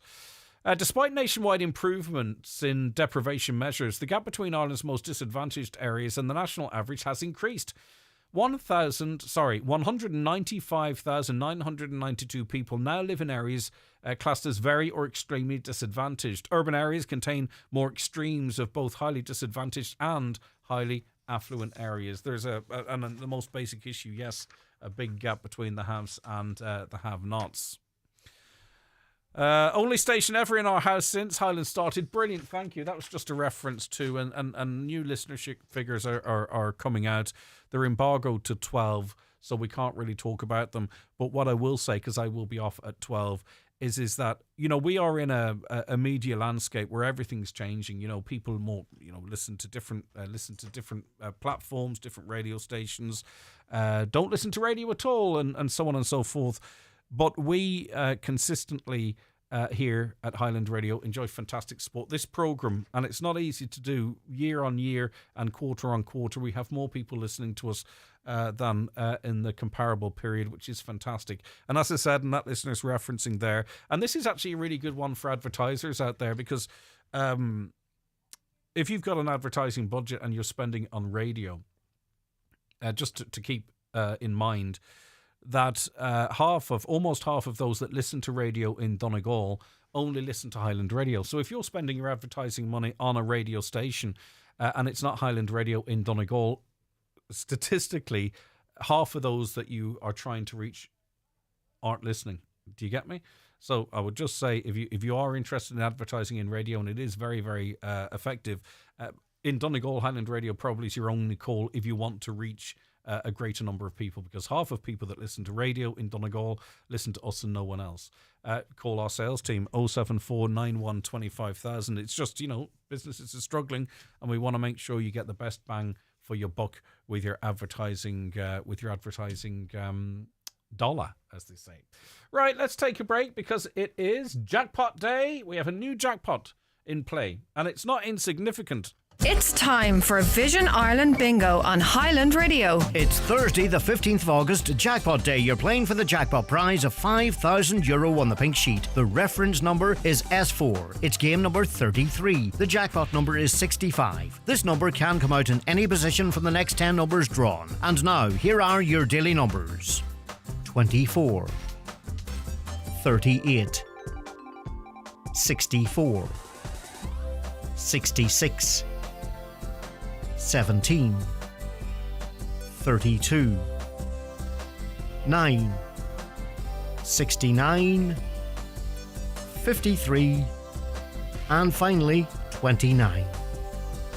Phone your claim to 9104833 before 8 tonight, leaving your name, contact number and the name of the shop where you purchased your book, and we'll call you back the next working day. Get all your Vision Ireland bingo information at highlandradio.com. Farmers, listen up. This one's for you. The Cultivate loan is at B&SCU. For machinery new or second hand, upgrade your barns, make your land grand. At B&S Credit Union, we are here for you with Cultivate loans to help dreams come true. Livestock, cash flow, working capital too. For all your needs, we've got the view. Need more sheep or cash bush today? The Cultivate loan will help pave the way. From sheds to tractors, whatever you need, we're here to help to plant the seed. Visit bnscu.ie/cultivate. B&S Credit Union will help make your farm great. Join us today and cultivate right. With B&SCU, your future is bright. Loans are subject to approval. Terms and conditions apply. B&S Credit Union Limited is regulated by the Central Bank of Ireland.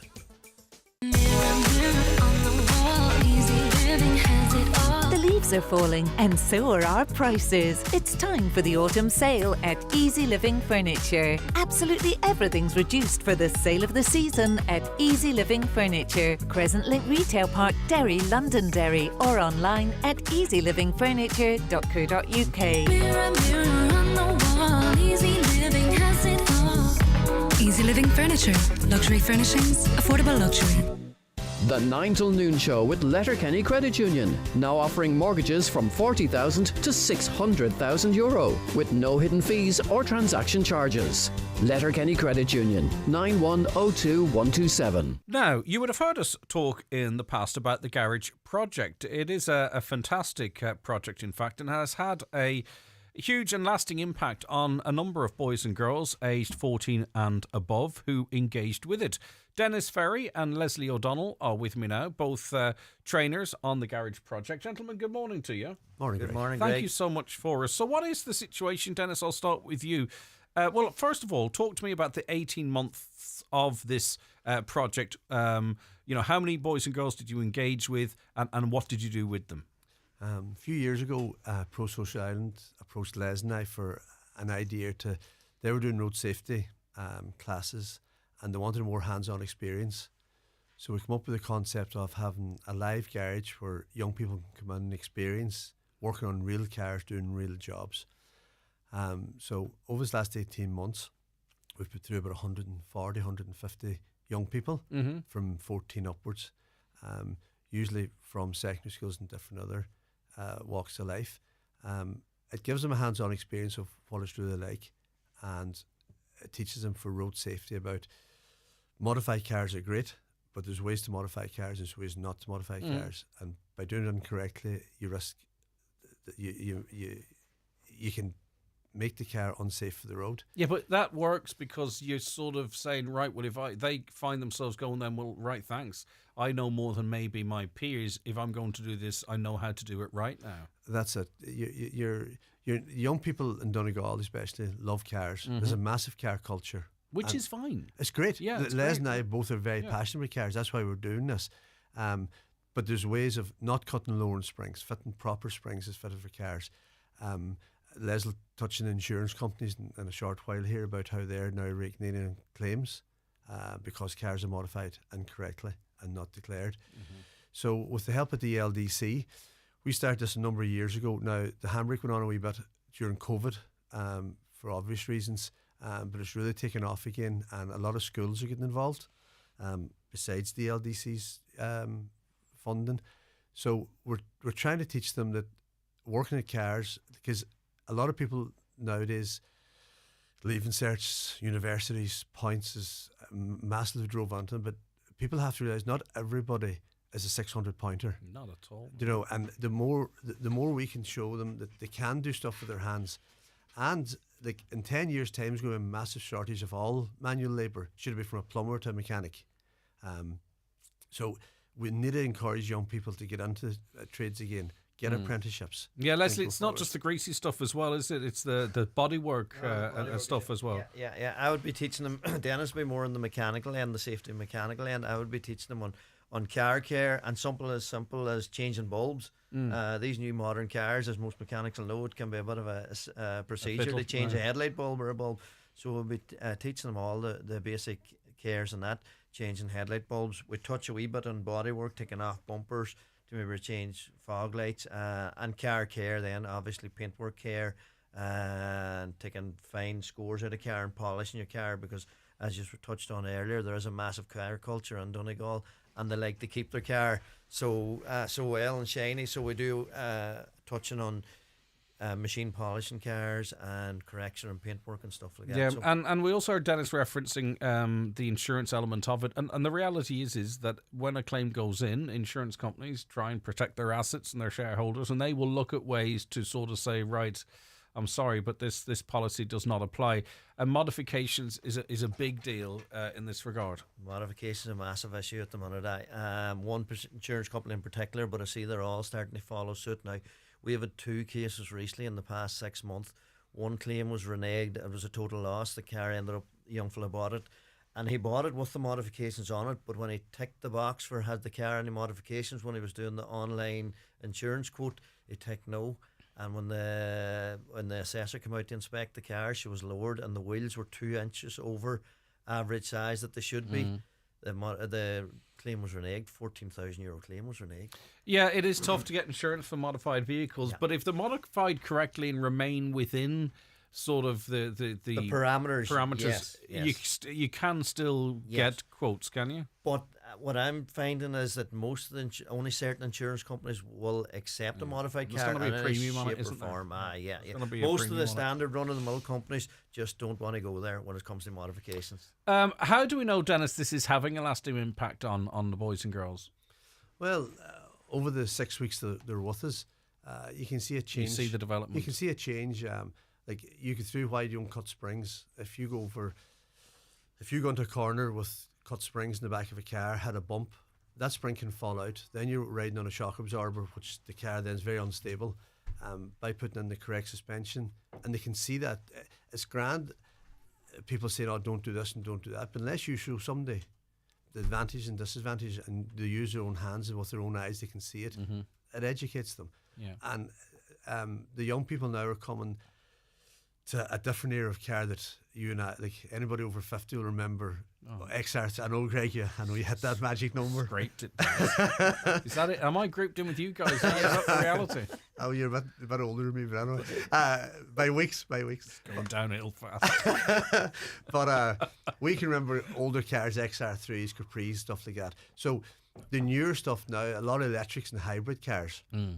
So modifications will change slightly. I wonder, will they? I'm kind of interested to see how that, because you just can't beat the older cars, and I just wonder, are we going to mod hybrid and electric cars? I just wonder, will those older cars actually become even more valuable and more? They will, but not like if you get a certain bracket of older cars. Yeah.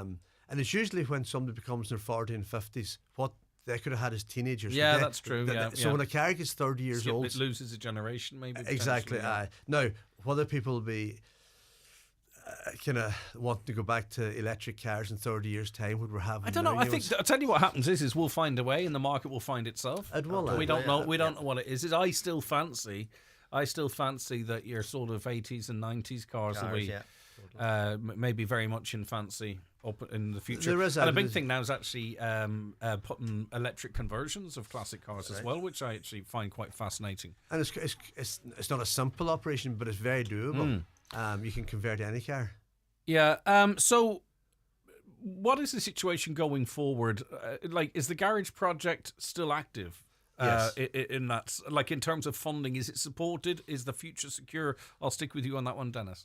It's supported by different ways of funding. DLDC have been a great help, so they have over the last few years in funding.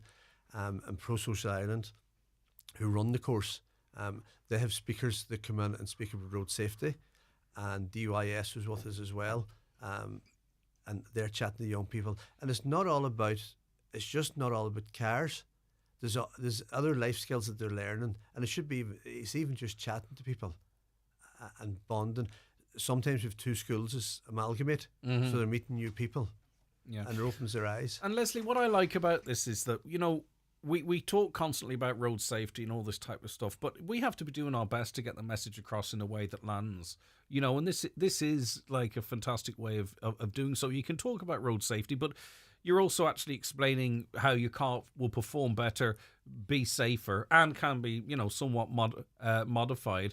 I think it's great that we're working with young people in this way. It seems a very positive way to get that message across. Totally. Yeah. Like, it's a very positive message, and as Dennis said, you're giving them a hands-on approach to it.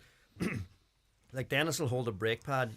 Most brake pads you can hold in the palm of your hand, and Dennis will ask them, have you ever seen one of them before? And not after coming down Lurgy Brack, you wouldn't. Yeah, exactly. But I mean, Dennis is holding it in the palm of their hand, and as he explained them, that's what stops your car. Yeah. And it fits in the palm of your hand, something so small. So that's what you're relying on to stop your car when you're going at speed.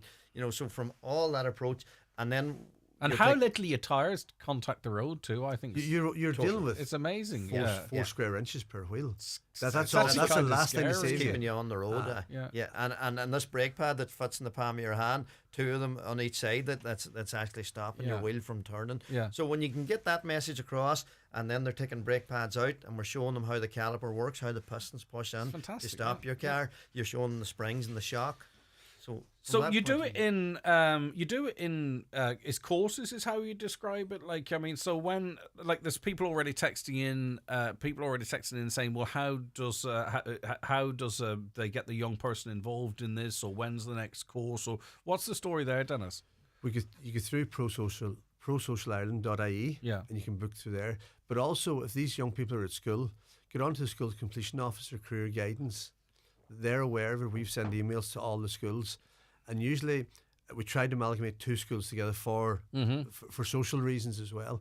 And the schools are keen for this, and especially the LCA, right, Leaving Cert Applied, which I'm a... It's another option for young people, hugely talented young people. We've had people who struggle academically.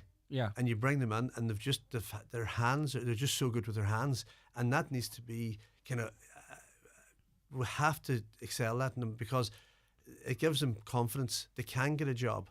And every year, and it's going to happen again this year. Yeah, the front page of the newspaper will be everybody gets 625 points.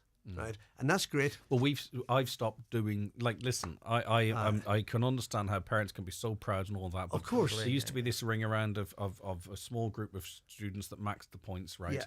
And fair play to them, read the messages out. But I want to talk about all the children that maximise their potential. Yeah, exactly. What they wanted, not what the state sets out to be best, but what you as an individual. And if you as an individual do as best as you can, for me, that makes you equal to the next person who did the best that the state says is the best, right? Yeah. And that's just really important, because also on those days, all the children don't get the news they want, but there are always options. There's and in options. fairness to this government as well, there's a lot of we've talked about this before, but in fairness to this government, they've made great inroads in training and apprenticeships and what have you as well. Right, so are you oversubscribed then, Leslie? I mean, with more money, could you offer these courses to more young people, or is it a case of keeping it at scale where you can guarantee its benefit to those that take part, or where is the future for this, Leslie, in your view? definitely there would be more options for bringing more on if the funding was there to do Yeah. it. Yeah, like we normally do it kind of 1 day a week, but there would be an option to do more. Yeah, if, so double it up if and the do 2 approach was days there. a Yeah, week. Yeah, I totally, get you. totally. And as Dennis says, Pro Social Ireland that they apply to for it, and they do all the admin work and they get all the students for it, and we basically turn up and Yeah. do the practical work with it. So there definitely would be an option. We're back in Armore Island, I think, in September again. We done a programme in Armore Island last year in September. We're back there doing it on the island in September now again through DLDC. So there would be definitely be options It's great for to see more. it going to different places. Well, we take a mobile workshop with us to the island, and Noreen, the Cope, gave us the premises. So we have a fully functioning Do you garage stay up over here. then, or do you go in and out one day? In and out. We do Saturdays. Two full Saturdays. Brilliant. Yeah, two full Saturdays. So the that's garage good. is on the industrial estate here up beside Highland, but it's a garage that stays there. It's not a working garage as such. This is set up like a working garage, but it stays there for the students. So it's not Fantastic. used for anything else. Right, prosocialireland.ie is the place to go. I mean, I'm sure we've talked about this being rolled out nationwide. Was it? We did have that conversation, didn't we? That it should be. It should be. Has there been any interest down the country in relation to this? Because it makes perfect sense. We've had different people contact us, and we've done different kind of small road shows down the country, and we do one down in Dublin. It could be rolled out, and it should be rolled out. Yeah, I think so. It should be rolled out because it gives people a taster that, look, I want to work at cars, or I don't want to work at cars. So there's two elements. There's road safety, but there's also for the young people, bringing them forward and something they might enjoy. Yeah. All right. Brilliant stuff, lads. Anything else you want to mention? Not at all. Just thanks to DLDC for all their support, their input and the support. Brilliant. And if any parents of the 130, 40, 50 young girls and boys 14 and over who've engaged in this and want to let us know how that experience was, please get in touch with us. If you're interested in finding out more about it, go to prosocialireland.ie. Anthony, well done, lads. Great initiative. That's Anthony Cunningham. Do you know him? Right. Okay. He claims to be Ireland's #1 car second-hand car seller. Not second-hand car retailer. Cars. Yeah. Yes, I would do sure. They do. Yeah. I think he got in bother with one of the big boys, but sure. The signs are still up, hey? The yellow and black. Anthony, thanks for that. I'll expect a discount next time I see you. Right, Dennis Ferry, Leslie O'Donnell, both of you, thanks very much Good man, indeed. Greg. I do appreciate it. All Great, right, okay. It is the 9 till noon show. Always loving having Dennis and Leslie and talking about that garage project. As I say, prosocialireland.ie is the address to check out more. And as I say, if you or anyone in your family's been through that, let us know what the experience was like. Watch the show live now on YouTube, Facebook, and at highlandradio.com. The 9 till noon show is brought to you by Letterkenny Credit Union, with monster loans available up to €60,000 for all occasions. Visit letterkennycu.ie. The Donegal Senior Football Championship is in full swing, and Highland Radio's feature game in round 2 this weekend is a meeting of champions Naomh Conaill and their rivals from Letterkenny, St Eunan's. Join Oisín Kelly and Brendan Kilcoyne for match commentary from the 4:30 throw-in this Sunday at Davy Brennan Park in Glenties. Coverage of the Donegal Senior Football Championship is with Highland Motors in Letterkenny. Test drive the new Renault Scenic E-Tech Electric with a range of up to 625 kilometres and voted European Car of the Year 2024. Nutrius Winling Crunch in on promotion at your local Homeland store. Buy 10 bags of Nutrius Winling Crunch ATP, get one free, or get €15 off per tonne in bulk. The Nutrius Beef ATP pack enhances animal performance through maximising rumen efficiency. T's and C's apply. Contact your local Homeland or farm commercial specialist today. Visit nutrius.ie for full product details. Get ahead of back to school this year at Dunnes Stores. From prepping for their very first day to refreshing their uniform, now's the perfect time to shop schoolwear for the adventures ahead. Pick up a 3-pack of playproof polos from just €5 and knitted school jumpers from just €3.75. Stock up on essentials like Easy Care joggers from just €5 and sweatshirts from €3.75. Back to school at Dunnes Stores for little ones with big schedules. Shop in-store and online now. Terms and conditions apply. The 4-star Ballyliffin Lodge and Spa, County Donegal, are hosting their wedding fair Sunday 25th of August from 1 to 4 p.m. Best of the best local exhibitors, full hotel show around, Plus, check out their Rolls Royce and Range Rover wedding cars. Plus, so much more. Miss it? Miss out.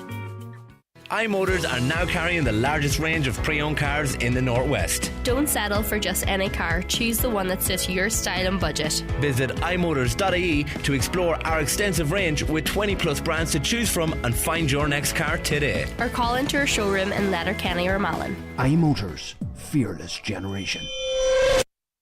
Now, we're joined on the programme by the Chief Executive of the Crime Victims Helpline, Michelle Pukaber. I hope I've pronounced that correctly. Good morning to you. Good morning, Greg. Thanks so much for joining us. What is the Crime Victims Helpline before we dig into the report a little bit, please, Michelle?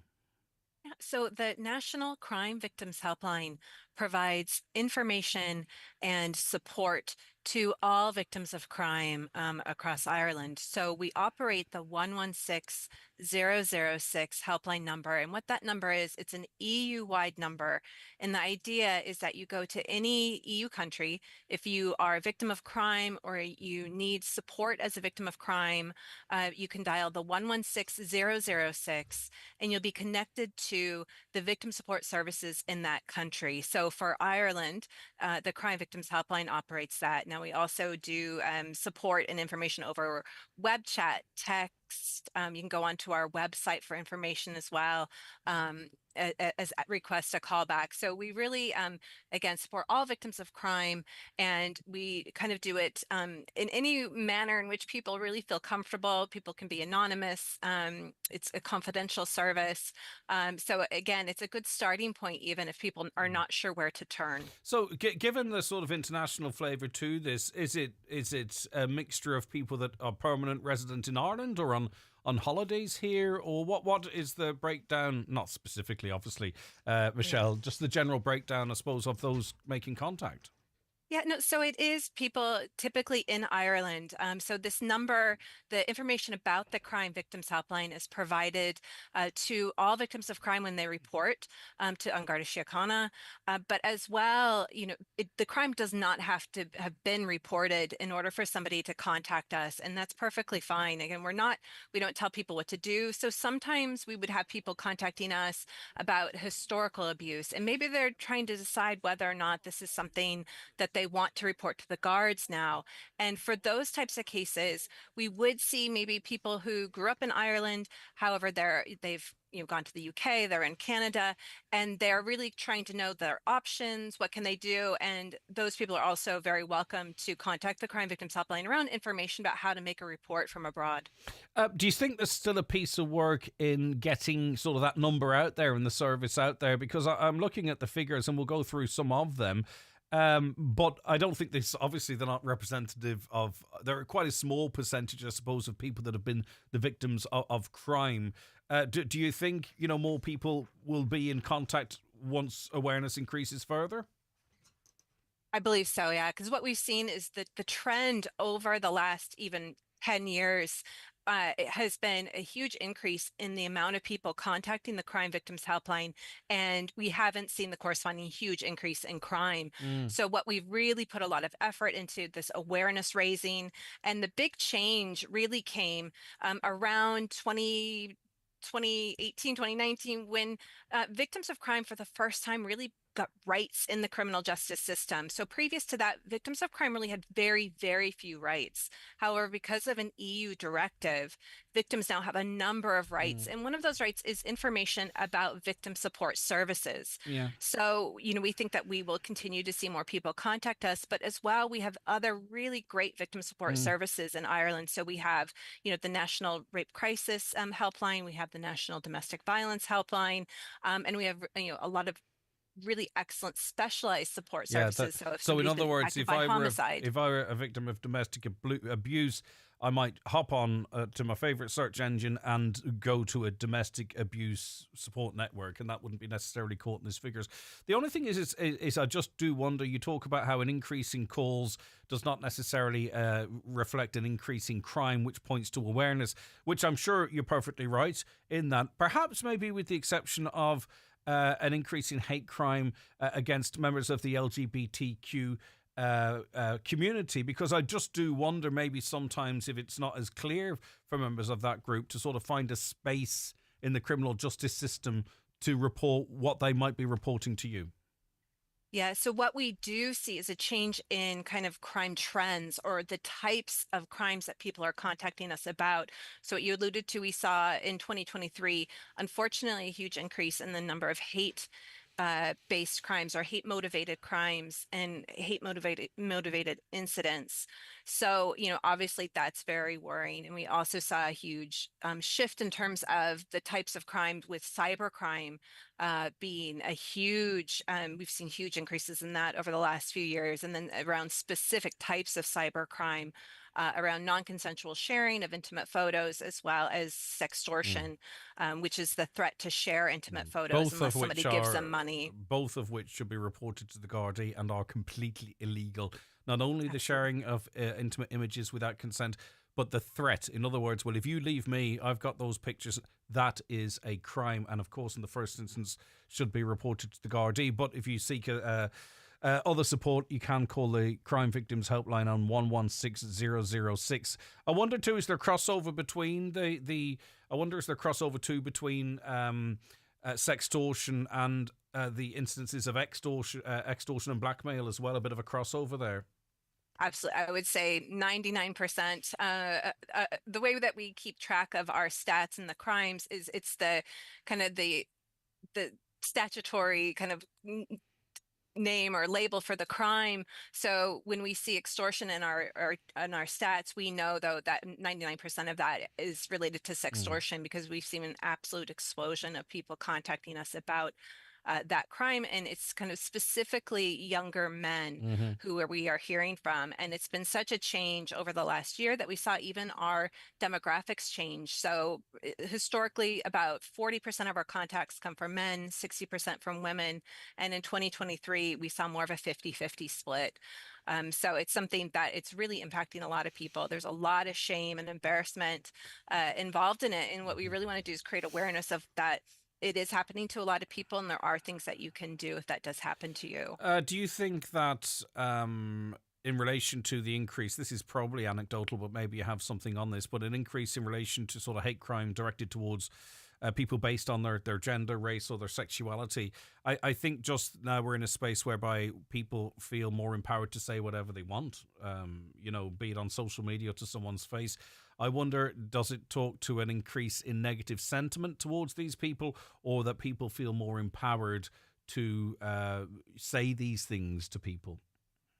I think both. I mean, I think that we've all seen, if you follow the news at all, you will see that there has been a definite change and shift in terms of the environment that people are living in who are maybe new to Ireland or from maybe marginalized communities, that unfortunately, that because people are seeing it and it's there have been incidents, I think that there might also be the sense of, oh, maybe this is okay to say, maybe it's okay for me to talk to the bus driver this way or the taxi driver, and it's not okay, and it is creating a very difficult environment, as for everyone, because nobody wants to live in a community where there's these types of hate incidents and hate crimes. Large amount of referrals, over 3,000 in 23. What does that tell us, and where did the majority of these referrals come from? Yeah, so these are referrals that we make. So you've made the referrals. I beg your pardon. We've made the referrals, okay, right. yeah, because we're a generalist service, right? So we support and give information to all victims of crime. But what we really want to do is get people connected to either their local supports or specialized supports, like I'd mentioned previously, domestic violence or sexual assault. So because we don't do face-to-face support, so we don't meet with people, we don't do advocacy. There's a lot of things that victims really need and deserve after they become a victim of a crime that we just can't provide. So what we try to do is connect people with those services. So that's what you see. And really in the 3,000 referrals that we've made, you can see just what a huge wide variety of supports and services that people really need when they've been impacted by crime.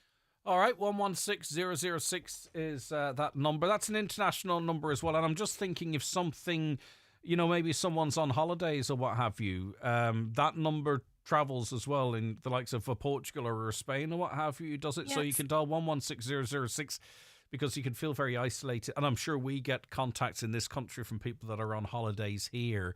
You know, so if you're in Portugal and you've been a victim of crime and you dial 116006, you would be connected to an organization called APAV, and they are the victim support service in Portugal, and they can provide information and support in English. Yeah, but localized. If you ask for it. But localized to that area, which could be really quite important. Okay. Which is great because if you're trying to make a report of a crime in Portugal, unfortunately that's not our area of expertise. We, if you want to make a report of crime in Ireland, we are your people. However, again, if you're in Portugal and especially when you are a visitor in a country, it's so important to have that extra information and support because you don't know the system and you don't know how to do things necessarily. Exactly. This could be an example, but two fellas ran up to me in the street. They punched me and they stole my stuff. I mean, no, this is an example. Sorry, Michelle, it didn't happen, but it could happen. Oh. But if you were in Portugal, you go, well, what do I do? Is this a crime? Where do I go? You know what I mean? That's just one example, and I just think it's really useful. I think that's really useful. I'm going to take note of it myself, and thankfully, I've never been the victim of a crime abroad. But 116006 would be a useful resource. Lovely to chat to you, Michelle. Thank you very much. Thank you, Greg. All right, bye-bye. Michelle Puckaber, Chief Executive of the Crime Victims Helpline. The 9 till noon show is brought to you by Letterkenny Credit Union, offering low-rate car loans with fast approval. Apply online at letterkennycu.ie or in office today. Farm Retirement Scheme on the cards. For more in your Irish Farmers Journal. Here's Paul Mooney. We reveal how the next CAP could fund a new scheme for older farmers to retire. What is the land price outlook for autumn? Farmers urged to return substandard fertiliser. How Tams is failing to cover fencing costs. All you need to know about putting in a new cattle crush. Full roundup from Tullamore Show. Plus €7,500 up for grabs. All inside this week's Irish Farmers Journal. If you're running low on worktop space, the new Ninja Double Stack Air Fryer is perfect. Raymond Sweeney here from Ben Sweeney Euronics. With 2 stacked drawers and 2 meal racks, it evenly cooks 4 layers of food at the same time. Perfect for up to 8 people, saving up to 55% on energy costs compared to conventional ovens. See the new Ninja Double Stack Air Fryer at Ben Sweeney Euronics, Port Road, Letterkenny, or in the shopping centre, Dunlow. Get back to school wear that will last at Watson Menswear in Letterkenny. School uniforms for St Junan's, Mulroy College and Errigal College. All jumpers are Irish-made quality knitwear. Get back to school sorted at Watson Menswear. Open 7 days a week on Main Street, Letterkenny and at watsonmenswear.com. Step back in time at the Donegal Vintage Club's 43rd Annual Vintage Rally at Drumbarnet Manor Cunningham on the main road between Letterkenny and Derry. This Saturday 17th. On display, there's stationary oil engines, vintage tractors, old machinery. There's a dog show, cars and lorries, collector's items and farm machinery. That's the 43rd Annual Vintage Rally this Saturday at Drumbarnet Manor Cunningham. This ad is sponsored by Tully Tyres, the tyre specialist Ballandreid Lifford. Highland Radio weather updates brought to you by McElhenney's. Make your sterling go further with our new cash sales exchange rate at €1.20 for every £1 spent in store. No matter the weather, visit us in Ballybuffet for all your fashion, beauty, gifting and homeware needs this summer. Okay, so the worst of the weather should be departing our shores, so to speak. Well, not shores because it's working west to east.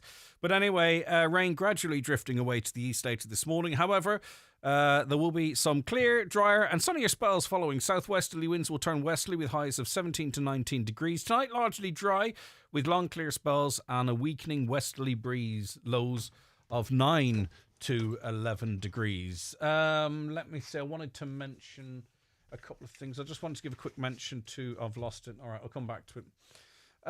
Right, Music Month. Quick mention of Music Month. I'm really encouraging any of you out there, having seen how this works and seen the benefits of it, to get involved in Irish Music Month this September. We are continuing our search for a new local hero. We're looking for musicians, artists out there to become our new local hero. Send in your demos to us. Go to our website, highlandradio.com, or email localhero@highlandradio.com. So if it's an original piece of music, or an original musical work of yours, send it in to us. We had a huge entry last year. We're looking for the same again. If you entered before, you can enter again, by the way. We had some amazing entrants that were just pipped at the post, so to speak. So get your original work, a demo, into us, localhero@highlandradio.com. Write a little bit about yourself, who you are. Maybe you want to talk about the piece that you're sending to us, but we need it before the 23rd of August. Then we draw up a short list. It could be an artist, a singular artist, a band, a collection of musicians. They're going to perform live on a special show here on the 9 till noon show at the start of next month from Ongrianon Theatre. You'll also, the 4 finalists will receive €875, and then a judging panel and listeners will vote for our winner, who goes on to national consideration. You get national airplay, you get backed by local radio stations right across the country, the biggest cohort of reach there is in radio in this country. And also get playlisted elsewhere, and those who entered from right across the country have benefited greatly from it and have become successful, popular artists. So if you have a piece of work out there, don't be hard on yourself judging it. Get it into us, so let us have a listen. Send your demo, a bit about yourself, and your contact details to localhero@highlandradio.com before Friday the 23rd of August 2024. And as I say, you know, even if you have a bit of a profile or you've entered before, don't let that discourage you. Send in your work, and it's all judged really, really fairly and by people with a broad background. So if you're a rap artist, for an example, or work in hip-hop or a drill, whatever it might be, don't be discouraged thinking, oh, well, that's not really Highland radio stuff. That's not what we're about here. It's to find the best artist in whatever genre they are. We'll get 4 of them. There'll be a live show in Ongrianon Theatre with all the jigs and the reels, and then we'll select a winner between us, the station, the listeners, and we'll send it on to enter that national competition. It's all very exciting, and it is genuinely a proper pathway to potentially kickstarting your career or launching it into the stratosphere, so to speak. So please, if you're a musician, an artist, and don't be discouraged, get involved in that. A caller says it's frightening to see how in a parish one townland can be so different financially for children than a neighbouring townland. It really is. It really is. I know exactly where you're coming from there. Right, okay. I'm going to take a quick break because we're heading towards news at 11. The 9 till noon show with Letterkenny Credit Union. Simplify your debts with a debt consolidation loan from Letterkenny Credit Union. Call us on 074 910 2126 or apply online via our app or in office today. Hello everybody, it's Jerry Guthrie here, and I'm inviting you to join myself and my band this Saturday night, the 17th of August, for a great night of dancing at the Plaza in Buncrana. Doors open at 9 p.m, we'll be on stage from 10 until late.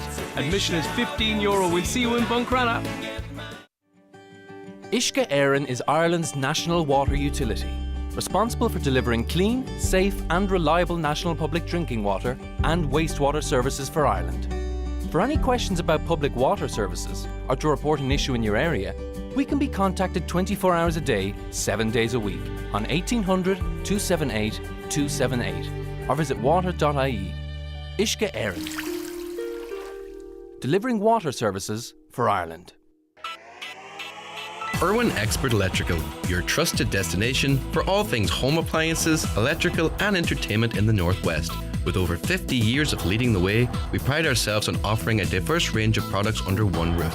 From top brands like LG, Samsung, Cooker, Bosch, Apple and more, take advantage of our free layaway service where you can store your new items until you're ready for them. Perfect for renovations and new build projects. Visit Irwin Expert Electrical today in Letterkenny or Buncrana. Nutrius Winling Crunch in on promotion at your local Homeland store. Buy 10 bags of Nutrius Winling Crunch ATP, get 1 free, or get €15 off per tonne in bulk. The Nutrius Beef ATP pack enhances animal performance through maximising rumen efficiency. T's and C's apply. Contact your local Homeland or farm commercial specialist today. Visit nutrius.ie for full product details. 4 Fridays. 4 winners. Plus 1 lucky jackpot. 20 grand. Highland Radio. Oh, that didn't work.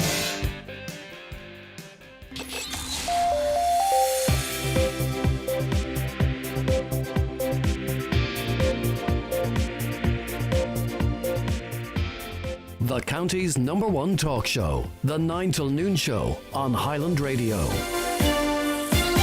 It is 11 o'clock, a packed hour on the way. Let's kick it off with a news update, and it's over to Michaela Clark. Thanks, Greg. Good morning. The Donegal Food Response Network has issued an urgent back-to-school appeal.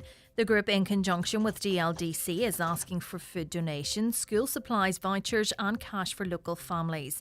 Approximately 640 families across Donegal are currently supported by the 21 organisations involved in the Donegal Food Response Network. The ATU president is calling on the government to make a decision on the location of a new vet school. An ATU bid centred on the Letterkenny campus is one of 3 being considered. In January, while he was still Higher Education Minister, Taoiseach Simon Harris visited the Letterkenny campus and told Highland Radio News the ATU bid was very much in with a chance. Ireland's health system is over-reliant on international and junior doctors to function, according to new research. A quarter of doctors registered in the country studied abroad, with Pakistan and Sudan the top countries. The survey also showed a third of GPs are close to retirement age. One prisoner is still being treated in hospital following the overdoses at Portlaoise Prison. He's said to be in a serious condition but is responding to treatment. 11 inmates in total had to be taken to hospital after suspected synthetic drug was taken on Tuesday. Tomorrow is the last day for people to have their say on the Falcara to Gortahork road scheme. Donegal County Council has, in conjunction with Transport Infrastructure Ireland, identified the need for a road improvement scheme between the two towns. The stretch on the N56 has been designated an unengineered legacy road that is below current national standards, which the council says increases the risk of incidents and accidents and consequently the potential for fatal or serious injury. And Ards Forest Park is the 10th most visited forest park in Ireland. 45,195 people visited the park last year. Minister Heather Humphreys announced almost €119,000 in funding for forest parks in Donegal today to deliver recreation facilities on cultural lands, including walking trails, car parks and toilet facilities. Those are the latest headlines. We'll be back with an update again at 12 noon. Thank you so much, Michaela. Whether you're adventuring, salsa dancing, or you just popped out for some milk, you're not always home. With Unpost, that's not a problem. You can set up a safe spot for us to put your deliveries when you're not in, or rearrange delivery to your local post office. And if something's not right, you can quickly return it with a collection from your door or drop at your local post office. Online shopping, made easy with Unpost. Unpost, for your world. Okay, you may or may not be aware that we are backing the Donegal Camino, which takes place next month and is raising funds for Cancer Care West in Letterkenny. And listen, we're not climbing 7 peaks or nothing. We're taking part in one of the day's walks, but it's about raising money and raising awareness. And we'd really love your support so that we can hand over to Cancer Care West Letterkenny a decent sum, so to speak. If you want to, go to our website, go to this URL. If you can donate anything, I would greatly appreciate it. It's idonate.ie/Greg Hughes, and we'll tell you more about that. We're going to have fun on the day as well as everything else. Right, now we are going to be talking about Acres Donegal. Aileen Collery is a project officer. Trish Murphy, program specialist at Acres Donegal. Good morning, Aileen, to you first. Thanks so much for joining us. Good morning, Greg. Thanks for having us. You're announcing details of an upcoming event on women in agriculture. So what's this about? If you could just move slightly behind that microphone. Yeah. Thank you so very much. Yes, it's year one, and it's understanding rural women in agricultural needs. And we are running 2 events, one in the north of Donegal and one in the south of Donegal, purely just to cover, the whole area. So the north one is in Churchill and the south one is in Legany Hall. And what we aim to do is just allow women to have a voice so that they have somewhere to come to, somewhere to talk and communicate with other women in agriculture, particularly our Acres participants, but all women in farming. We know that the 2020 census says that only 13% of farm holders are women. Can that grow? It can grow. I think it actually can grow greatly now, and I think there's never been a better opportunity for women in agriculture because historically, I suppose, we would have looked at barriers like physical, just the physical aspect of farming. But that really has been taken out of farming now through improvements in machinery, AI, and all the technologies that are available now. I think women are really improving and looking towards agriculture. I know from ATU and UCD and any of the ag science courses, I know veterinary science even, a lot of their students now are up to 60% are female. Because it is getting technical. Yeah. Yeah, the education, bringing that to the whole scene is really important. Trish, it'd be interesting to know if the 13%, we might not know, are sort of in it by choice or sort of almost accidental farm holders. I suppose, we don't know a huge amount about women in agriculture in Ireland, and there's a lot of projects coming up now. They've been announced earlier this year. There's a new EIP funding announced for gender balance in farming, and there's a lot of support from the EU on this and CAP, and they really want to push, more research on women in agriculture that they can understand it better. The Department of Agriculture announced a national Women in Agriculture Action Plan, and they had a 12-point plan, and within that they've included that they want to do research. They've included that they want to have a designated part of their website. We really should understand women. it better, shouldn't we? Yes, absolutely. The makeup of that 13%. So talk to us about year one, URWAN, Understanding Rural Women and Agricultural Needs. Just to mention, there's two events. One on August 20th at Rushen Churchill in Letterkenny. The second on August 21st in Legany Hall, just outside Donegal Town on this side. The Letterkenny side of Donegal Town, but close to Donegal Town. So what's going to happen on the days? I don't know, Trish or Aileen, who wants to take that? Yeah, Aileen Collery? Yeah, we're going to have a panel discussion. I really wanted to design it so that it was very organic and allow people to feel comfortable. I didn't want the day to be organised where just the audience came in, sat down, listened, too prescriptive. So I wanted people to get involved and to participate themselves in it. There's a panel discussion that's been chaired by Gerard McDade from ATU, and we have Henry O'Donnell, who's our leader at Acres. We have Maureen Kilgore, and she's from the Irish Agroforestry Forum. We have Joanne Butler, who's an organic grower, and we have Catherine Keena from Teagasc. No, big hitters there, Yes.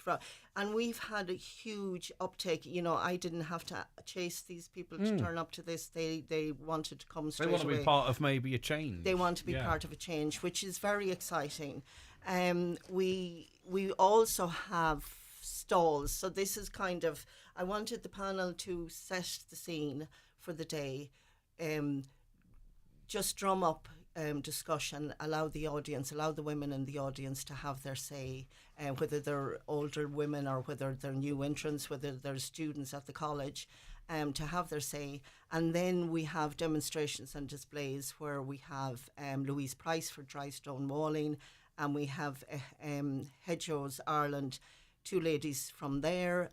We also have a biodiversity stand. Catherine again from Teagasc is going to do that. Trish is going to do our water quality stand, and we have birds on the farm and an acres dedicated stand. And it is, this will perhaps get people's, juices flowing, Trish, in terms of where they might go in farming and what have you. And often, if you see it, you can be it. Do you know what I mean? We're probably talking about maybe some areas, not all, that perhaps would be seen as male roles or male-dominated roles, but you're presenting, there's a mixture of genders there, but you are presenting women who are doing it. Yeah, so those women that are coming to this would be great role models, but we also want it to be very much a networking event. The women meeting each other and sharing their experiences. Because it has to be a feeling of isolation to some extent, because they are women farmers or farm holders are few and far between. So how well are they sort of networking? Yeah. Sorry, Trish. There are. I mean, there are networks. It is a growing area, and there are networks in place at the moment. Like you have national rural networks, and you have gender balance in farming. There's funding there available for that. Again, the EU CAP is starting to support this. But we also wanted to reach out and say that we're supporting this as well, because we are aware of that isolation, and it doesn't always come to the fore. Because I suppose, historically what happened was the herd number went into the male's name. Quite recently I spoke to a lady who said that, when she was getting married, she brought a farm of land to the marriage table, for want of a better description. The reality is that farmers traditionally like to keep the farm in their own surname. That's and it. you divvy it up or give it to your daughter. Next thing, it's not a Hughes farm, it's a McGonigal farm or something. And I think that's probably one of the barriers we have here, isn't it? Yeah, but it is very exciting because, we have talked to male farmers about this. Yes. And we've talked to fathers of daughters and who are very excited about handing their farm over to the daughters. And there's a big conversation too about inheritance and accession and all that kind of stuff. So I think in a way it all kind of ties into where we're at the moment. It does all tie in. Yeah. There's a lot of work to do on that, really. And, this action plan now from the Department of Agriculture is going to look at that kind of thing about the, including women onto the herd numbers. Yeah.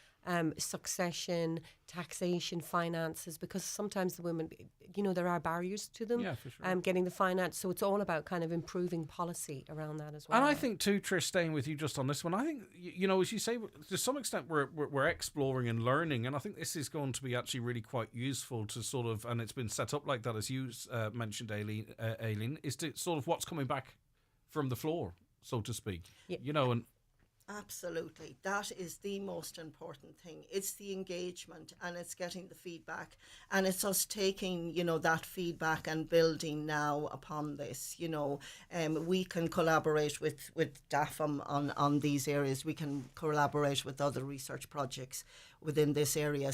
But we need the women to come along, have their say, to, talk about their concerns, talk about their issues, what are the barriers for them on a daily basis. Yeah, because we sometimes things are happening and people make decisions. Who are they? We need to take control of lots of things as well. So in terms of signing up, so August 20th, Rushing Churchill, Letterkenny, August 21st, Legany Hall, just outside Donegal town. Like, who are you inviting, Aileen? Because I presume as well, too, you want people to get the maximum benefit from it.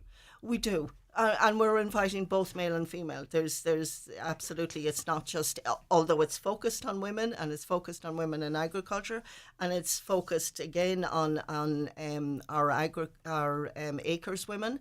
We want anybody who's involved in agriculture in Donegal to come along on the day. We're happy to, they can sign up on Eventbrite, or they can go to our website and sign up that way. So go to acresdonegal.ie/upcoming-events. You don't have to type all that in. You'll see the clickable link there.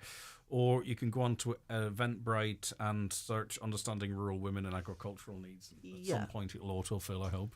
Yeah. Right, okay. Yeah, indeed. Trish, anything you want to add finally? Just as a word of encouragement, maybe, to get someone out? Like, I know it's open to men and women. I think it'd be nice maybe if there was more women there than men, because it would sort of talk to an interest, from actual women themselves trying to, I suppose, empower themselves and even direct where we're going. Yeah.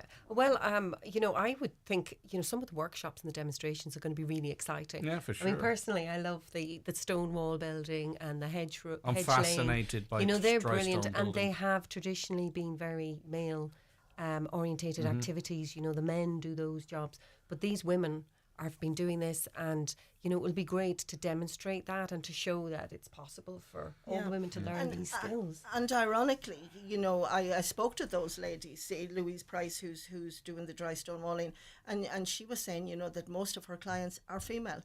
And it's the same with the Hedgerows Ireland, that they run their courses, and they said again that 65% of their clients are female again. Yeah. And in terms of sustainability, where we're going with farming, be it biodiversity or water quality, and then obviously harping back to the traditional stuff, that's still very important as well.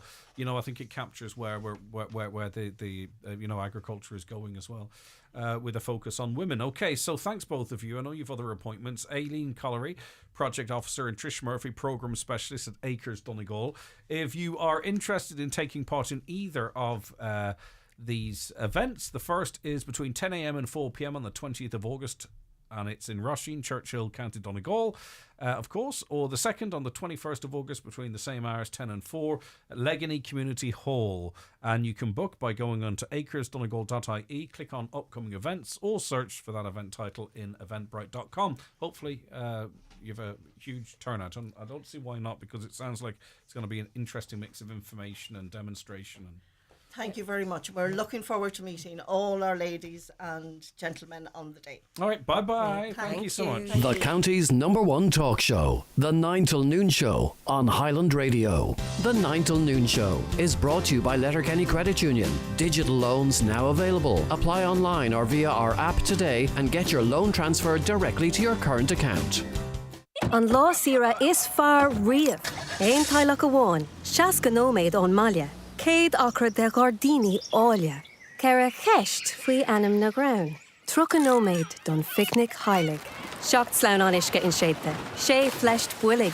Cúig dé gáire criúil. Ein lá dó chredta a bháin. Agric an lá sira is far a vega gut riamh ag discoverireland.ie agus buintanamh sira in ein lá a bháin. A chur fáil ag fáilte Ireland. New this week in Home Store and More. All pet beds, toys and accessories are all half price. That's right, half price. But better hurry, because when all the half price pet beds, toys and accessories are gone, they're gone. Also, all 100% cotton children's duvet sets and all outdoor cushions are still all half price. But when all the half price 100% cotton children's duvet sets and all the half price outdoor cushions are gone, they're definitely gone. Drop by your local Home Store and More. Visit us online at homestoreandmore.ie. Home Store and More. A happy home. If you're looking for a competitive insurance quote, contact Hickey Clark and Langan Insurance Brokers in Letterkenny. Home, car or van insurance. Farm, commercial or public liability insurance. They compare quotes from all the leading insurers, so you get a great price. Call Hickey Clark and Langan on 9126688 or call into the office at Ballymacool, Letterkenny. Hickey Clark and Langan General Insurances Limited, trading as Hickey Clark and Langan, is regulated by the Central Bank of Ireland.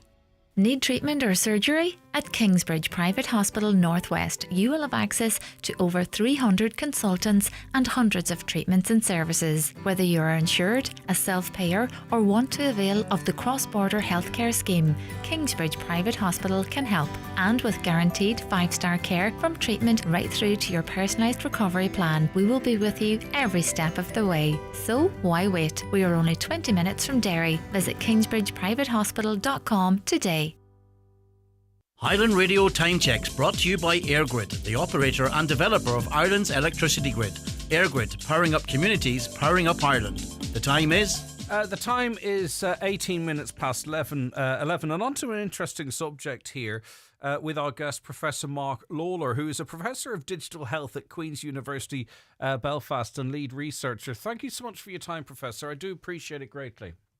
Thanks very much, Greg. Great to be on the show. Right, so there are calls for cancer survivors to have the right for their illness to be forgotten when they are told that they've been given the all clear or whatever a terminology their consultant chooses to use.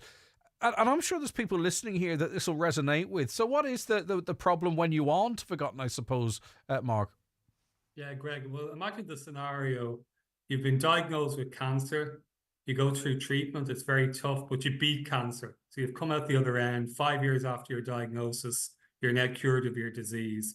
You then go to apply for a mortgage or health insurance or travel insurance, and you find that you can't do it, you can't get a quote, it's more expensive, the premiums are up. And what we're saying is, this does not make any sense. This is discrimination against cancer survivors because you're now disease-free. So you shouldn't have to declare the fact that you were once diagnosed with cancer and that it would have a negative impact in relation to access to financial products. So we've started this campaign about 8 years ago and it's already in place in 8 countries in Europe, and we're now looking to have it in place in the United Kingdom and in the Republic of Ireland. So we're working very closely on that. So we just published a big paper on this yesterday in the Lancet Oncology, which is probably the premier cancer journal in the world, highlighting this really disparity that we're seeing, discrimination against cancer survivors. It's simply not fair. And you've beaten cancer, and yet you still find that you're being penalised because you once had a cancer diagnosis. Yeah, which must be devastating. But all the lenders, the likes of those giving out loans and mortgages or insurance providers, I presume their argument is that it's based on risk. Yeah, but I mean, who do you believe? Okay, the oncologist who says to you after 5 years you're cancer free, or a financial institution that says you're not. So oncologist. It's a very straightforward question. So one of the things we've been doing is we've been looking and saying, this is really not about compassion. This is about evidence. So this is about the evidence that we have that shows that you are disease-free after 5 years, and your disease is not coming back. So therefore, you shouldn't have to have a inflated insurance premium or just an inability to get travel insurance. This is really not acceptable. And so that's really where the campaign came from. Providing that evidence base, and that's the paper we published yesterday, highlighting this is a significant issue. And the problem is, I don't think a lot of people realize this was a significant issue. Certainly the feedback I got yesterday, that we were on a lot of the different news channels, etc., and we had a lot of people coming in and saying we never knew this existed. I think it's because people are sharing. Yeah, I think it's because people are dealing with this in their millions individually. And maybe the realization that there are so many people in the same situation. And is it through obligatory declaration that they find out about people who have had cancer? In other words, there might be a question in a form. There's not a database that has this information, or is there? Yeah, no, it would be that, have you ever had a cancer diagnosis? Yeah. And obviously then, if you haven't had a cancer diagnosis, you have to answer yes. So it's looking, so that's why we call it the right to be forgotten. So it's the right for your diagnosis to be forgotten. Yes. And now that you've gone through the process, you've been treated, you're cured of the disease. So the question might be, have you been cancer-free for 5 years? Yeah, and that's what we're pushing for, that 5-year limit, because that's what international best practice is identifies that as being, that's what we talk about, 5-year cancer survival. That's in the community, and it's looking at putting this into the law. So we really need it as part of the law. There is a code of conduct in the Republic of Ireland, but a code of conduct is voluntary, so it's not legally binding. And what's really critical here is you need something that's legally binding.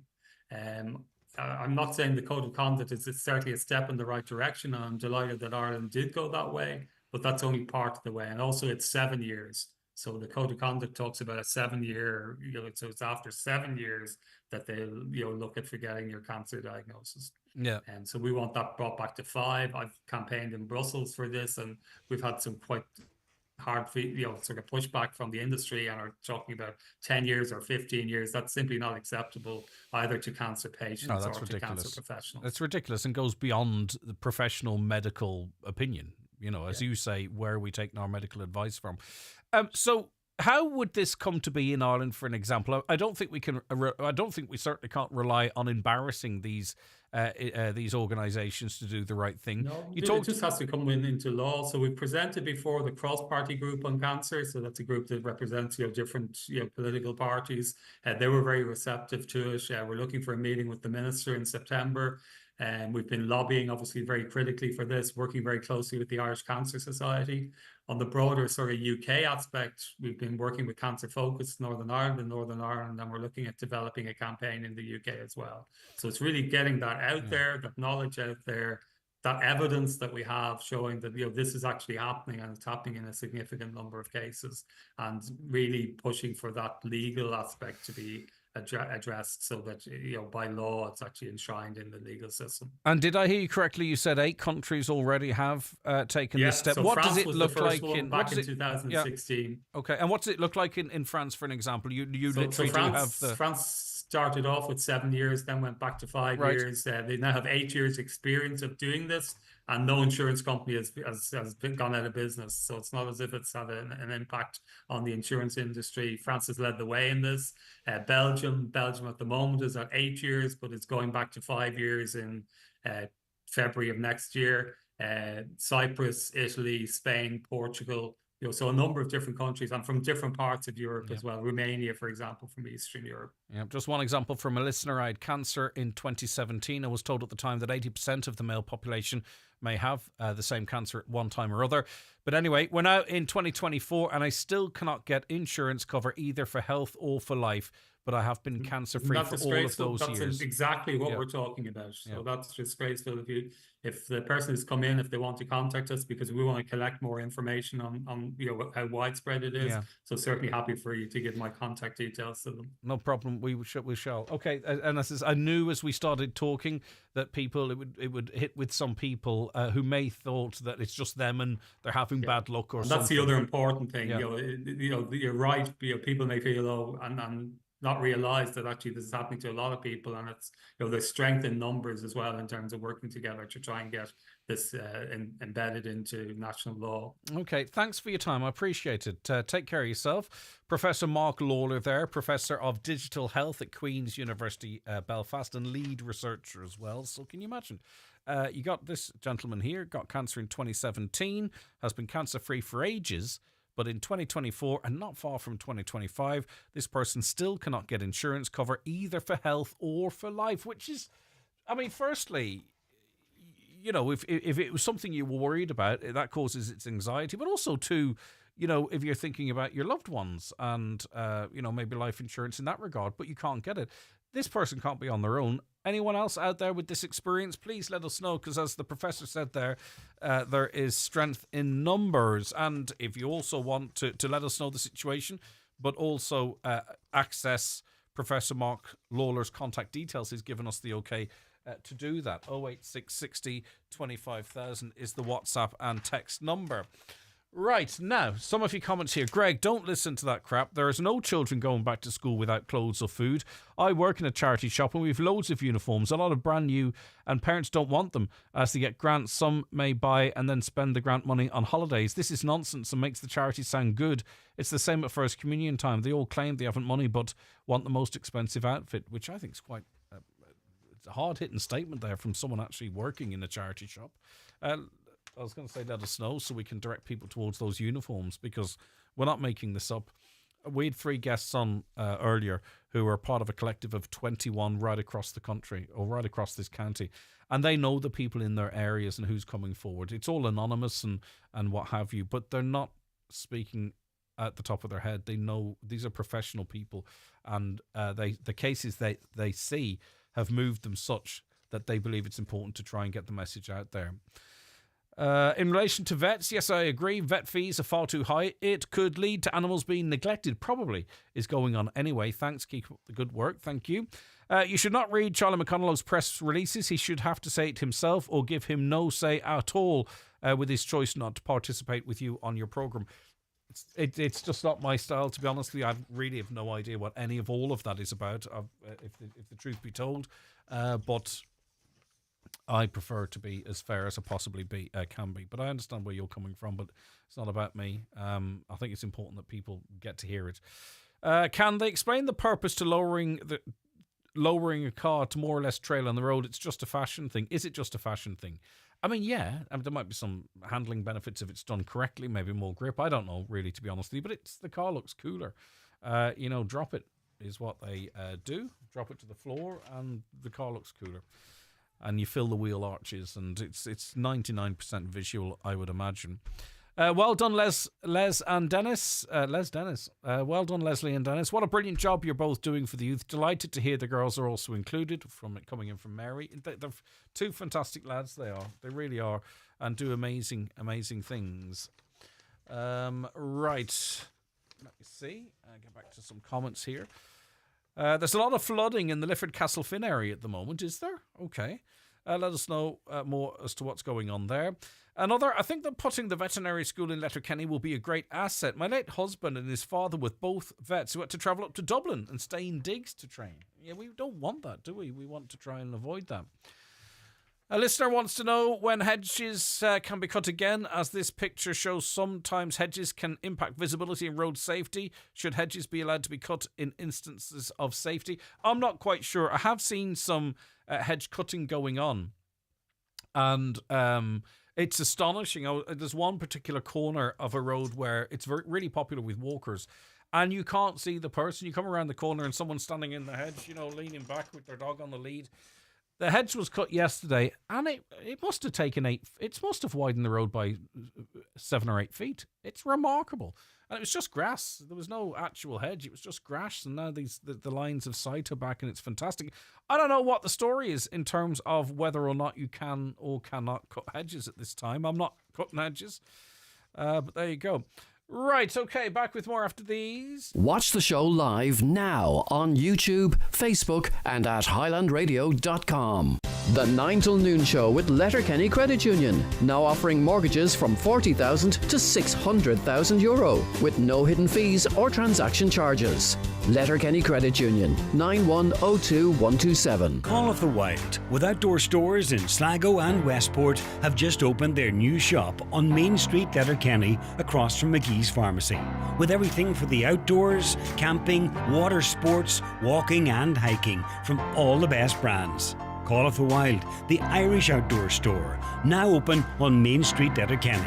See callofthewild.ie. The Irish National Sheepdog Trials, Clonmany Showgrounds from the 22nd to the 24th of August. Promising to be a great family day, showcasing top Irish handlers and their dogs. €10 per adult, €20 for a 3-day pass. Children are free and there's a free bouncy castle. This event is kindly supported by SSE Renewables and Donegal County Council. We're here! 372 kilometres, 4 service stations and 250. Are we there yet, Slater? Let's holiday. Oh, we should call to let them know we're here. Yeah, can you just pass me my reading glasses? They're in the glove kitchen. 372 kilometres back. Should have gone to Specsavers. Get 2 pairs of glasses from our €100 range for €58 with PRSI or medical card. Are we there yet, Dad? Include single vision lenses to the same prescription. Conditions apply. See in store for details. The leaves are falling and so are our prices. It's time for the autumn sale at Easy Living Furniture. Absolutely everything's reduced for the sale of the season at Easy Living Furniture. Crescent Link Retail Park, Derry, Londonderry, or online at easylivingfurniture.co.uk. Mirror, mirror on the wall, Easy Living has it all. Easy Living Furniture. Luxury furnishings, affordable luxury. The Buncrana Golf Club development draw is getting closer, and so is the chance to win big with over €40,000 in prizes. With the first prize, a Hyundai i30 N-Line, and 4 amazing prizes worth over €10,000. Tickets available at driveathomedraw.ie or any club member. Your name could be on the winner's ticket. Get your ticket today. The draw takes place the 31st of August. Good luck, and thank you for your support. Now, a caller says, I'm writing to tell you of the case of my elderly unwell uncle. He's 92 years old and has been in the care of St. Joseph's Hospital, Stranraer, since November. As you know, following a recent HICWR inspection, the number of beds needed to be decreased to facilitate the work. My uncle was granted long-term care on Monday the 12th of August, just 4 days ago, and we've just now been told that because of the decrease in bed numbers, he will be moved. The best case scenario is we will get a bed in Convoy or Letterkenny, although it is possible he'll be placed much further away from home. He never married nor had children. I've cared for him until he became too unwell to stay at home. I live in Ballybofey and I've visited him every day. He's in very poor condition. He's become much more frail in recent weeks. Moving him in this state, confused, sick and in pain, is unfair. He is 4th on the list to receive a bed, so our worry is that it could simply take too much of a toll on his body. I would like to stress that the staff have been wonderful, and this is a case of clear mismanagement by the HSE. Our older people need better care. People like him. I hope you can elevate this to keep my uncle in what has become his home and comfort. And that also was not just sent to us, but sent to a number of public representatives, and it lays bare to the reality that these decisions have on people. Right, so hopefully there's a resolution to that sooner rather than later. I want to mention that the 13 times All-Ireland Darts champions are climbing Mount Errigal on Saturday at 11 a.m. It's all to raise funds for Donegal Hospice. They will also be showing off their dart skills with a game of darts at the top of Errigal with refreshments afterwards in Chackbilly, Go to Hawk. The event's open to everyone to join in. The All-Ireland trophy will also be going to the top of the mountain. If you would like to donate, you can contact the Donegal Darts page on Facebook or any Donegal Darts county player. Is this going to be, I wonder, the highest game of darts ever played in Ireland? it would be interesting. I can't imagine there's been a game of darts higher than on the top of Mount Errigal, which is really quite interesting. All right, okay, we shall see. Well done to that. Enjoy the climb. I think the weather's going to be middling for you. And you can support them there as well. Right, okay. I'll come back to that comment because I'm not really quite sure what it's all about. We were talking to a senator at the end of the programme yesterday who was suggesting that derelict properties in towns could be used to house pop-up Garda stations. And to me, look, I feel we're fixing a problem. We've closed down a lot of our Garda stations. They're unattended. And now we're talking about pop-up Garda stations. But anyway, this caller believes that derelict buildings should be better used for homeless, never mind Garda stations. Now, an email who believes that the whole summer has been manipulated. I'll just read what they have to say. A lot of people subscribe to this point of view, to be honest with you. But this caller says, emailer says, we are sick of geoengineering. A whole summer has been manipulated by geoengineering projects funded by the government in order to return the Earth back to a stable CO2 level. This is absolutely absurd. The government needs polled. We need to discuss this daily dimming of our sun and the impacts on food, mental and physical health. So that's a listener who earnestly believes that we've had a bad summer here in the Northwest and elsewhere because the government is funding geoengineering projects to make the weather crap, effectively, and to bring CO2 levels down. It would be a remarkable achievement if they were doing that. Good morning, Greg. I was in Swan Park last Tuesday night with my two little nieces, walking a few dogs, not on a lead. After a while, I came running after 5-year-old who was so scared, crying, ended up making her sick. Please ask people to keep dogs on leads, like the signs say. I won't be going to Swan Park again after this. So this is a listener that was out with two little nieces walking. They were walking, but there was a few dogs there not on their leads who came running up to the 5-year-old who was scared and crying. It made her sick. She was so afraid. They had to go home and won't be using Swan Park again. So they're saying, please, if you're using Swan Park, put your dog on a lead because not everyone loves your dog like you do. And a lot of people are genuinely scared. We were talking to Billy Bustard yesterday. He is a big fundraiser for the Cancer Bus, which really fills a gap that's not there provided by the state. And he's raised hundreds of thousands of euro over the years. Last weekend, he was approached, or the weekend before he was approached, he has a wee white van on the Diamond in Donegal town where he sells tickets and what have you, raising funds for the Cancer Bus. And he was told, listen, Billy, get off the Diamond. And then the next weekend, he actually got a ticket for it. And he's holding a protest on the Diamond on Saturday, and he's asking people who back him to turn up at that. But this caller says this bus is a vital service for the public, providing a service that our government, in fact, should be providing.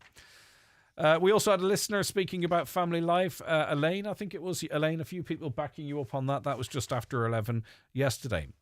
Greg, boy oh boy, would I be in favour of and support pharmacists having more authority over prescribing medication for repeat prescriptions and ones for minor health issues that are not for serious or life-threatening conditions, especially after the scenario I had that lasted from Friday afternoon until Tuesday at 4 p.m. and still only half my products were sent to the pharmacy. It took 7 phone calls and a huge thanks to the pharmacist in Glencar Pharmacy for sorting it all out for me by 4 p.m. on Tuesday.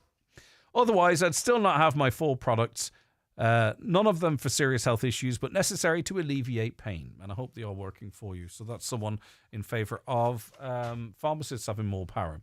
Greg, with regard to the Diamond in Donegal town, it's time the public had a say in these renovations in our towns with all the money that's being squandered. I'm not sure it's being squandered, but I take your point. For all the money that's being squandered on these towns, including Letterkenny and Milford, it's only destroying the town and keeping people away.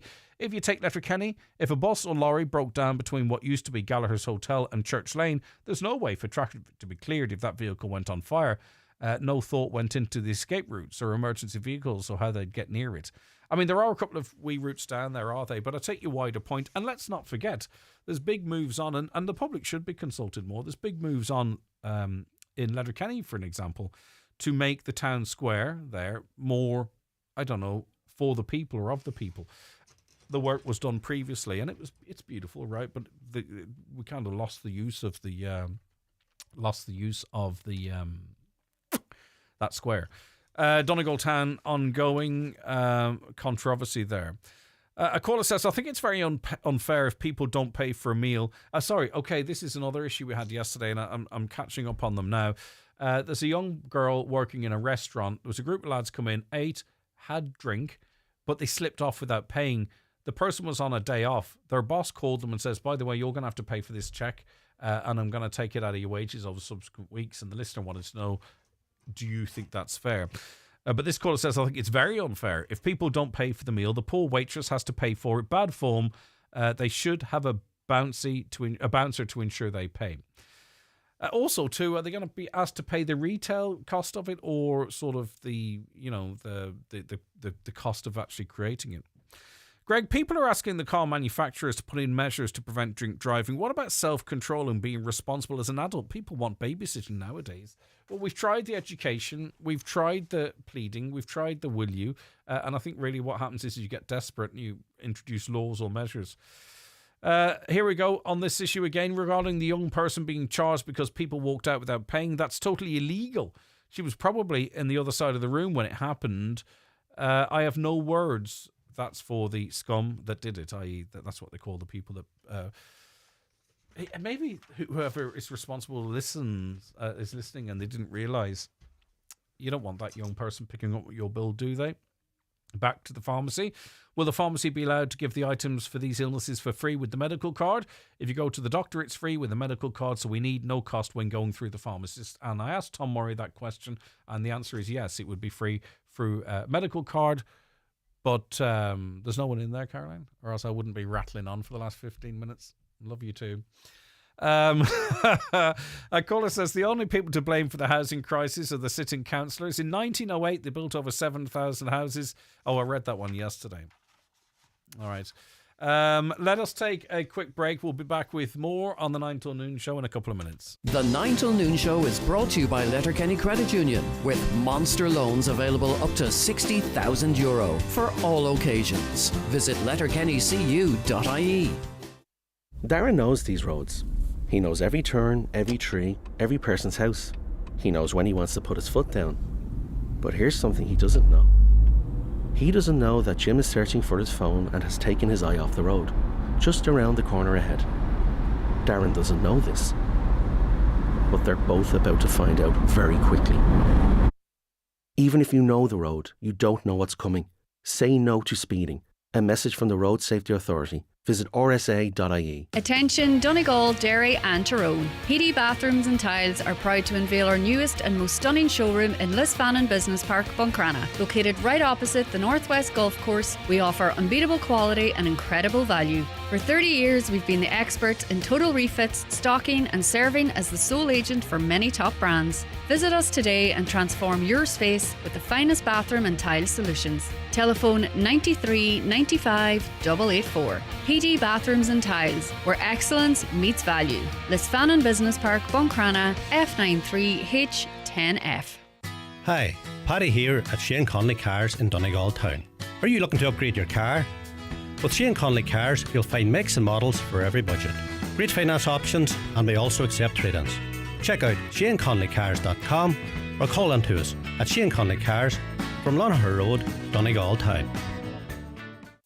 It's that back-to-school time at Brian McCormick Sports. Asics, Adidas and Under Armour kids trainers. 20% off. Back-to-school backpacks. 20% off. Adidas all-black tracksuit bottoms only €20. Back-to-school footwear. 20% off at bmcsports.ie. Highland Radio weather updates with McElhenny's. Support local at McElhenny's. With 53 years experience in fashion, beauty and home, we're here for you. Plus, enjoy M-Card rewards when you shop in-store at McElhenny's Ballybuffet. Okay, rather cloudy and wet this morning with overcast skies. That's clearing though to leave an afternoon with clearer, drier and sunnier spells following. Southwesterly winds will turn westerly with highs of 17 to 19 degrees. Largely dry this evening with long clear spells and a weakening westerly breeze. Lows of 9 to 11 degrees. You're welcome back to the last part of the 9 till noon show. Now, I'm joined on the programme by Zoe McSparran. Good morning to you, Zoe. Hey, Greg. Thanks so much for having me this morning. Appreciate it. Not at all. It's lovely to have you on. Right, what are the Fuse Arts, or what is the Fuse Arts? So Fuse Arts is a new arts organisation based in the Waterside area of Derry. It's set up by myself and my colleague Aoife Boyle.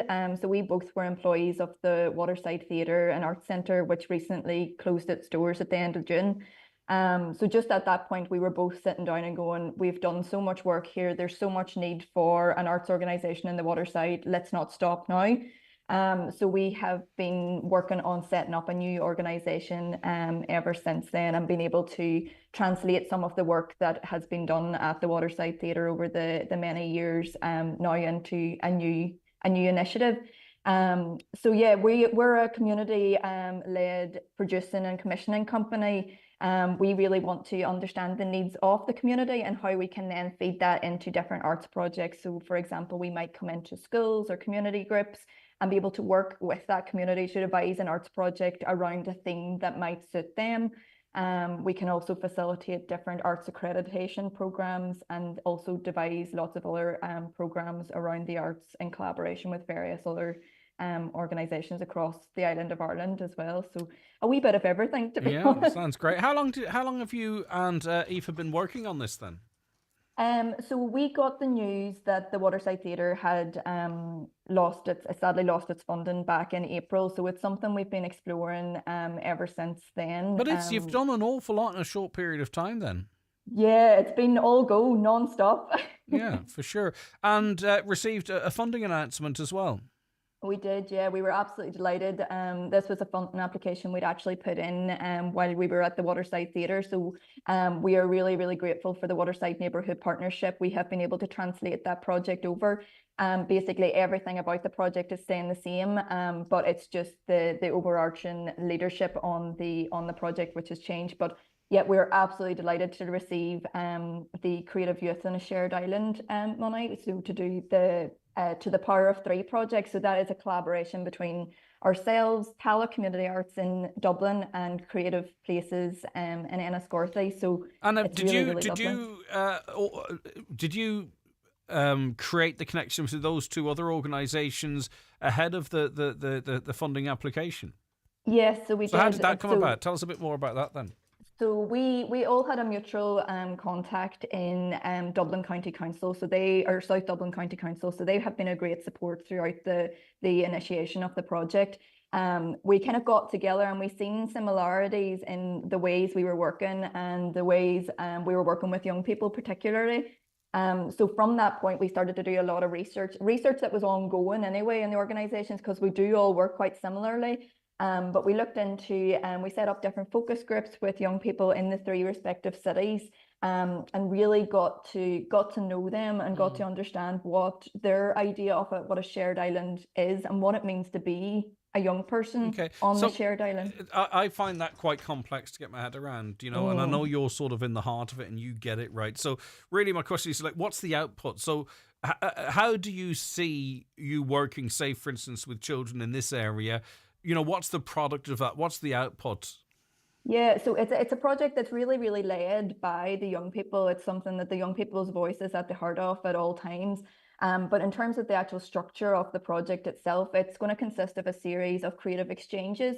So we're going to be we'll have young people from Dublin and Enniscorthy up here in Derry and around the northwest. We will then be going to Dublin and we'll be going to Wexford as well. So what we'll be doing is different multimedia arts workshops with the three respective groups, and then also when the groups come together. So there'll be elements of that happening on Zoom from whenever you're not able to be in the room all together, but also whenever the groups come together in person as well. Each city or location will host those other young people, but and program an activity program which it emphasizes what their place means to them and how you can explore that through the arts. So this is a continuation of a project that we had done through the Crean Union Oak. So as part of that project, we were working particularly just with the Dublin, South Dublin young people and the young people in Derry.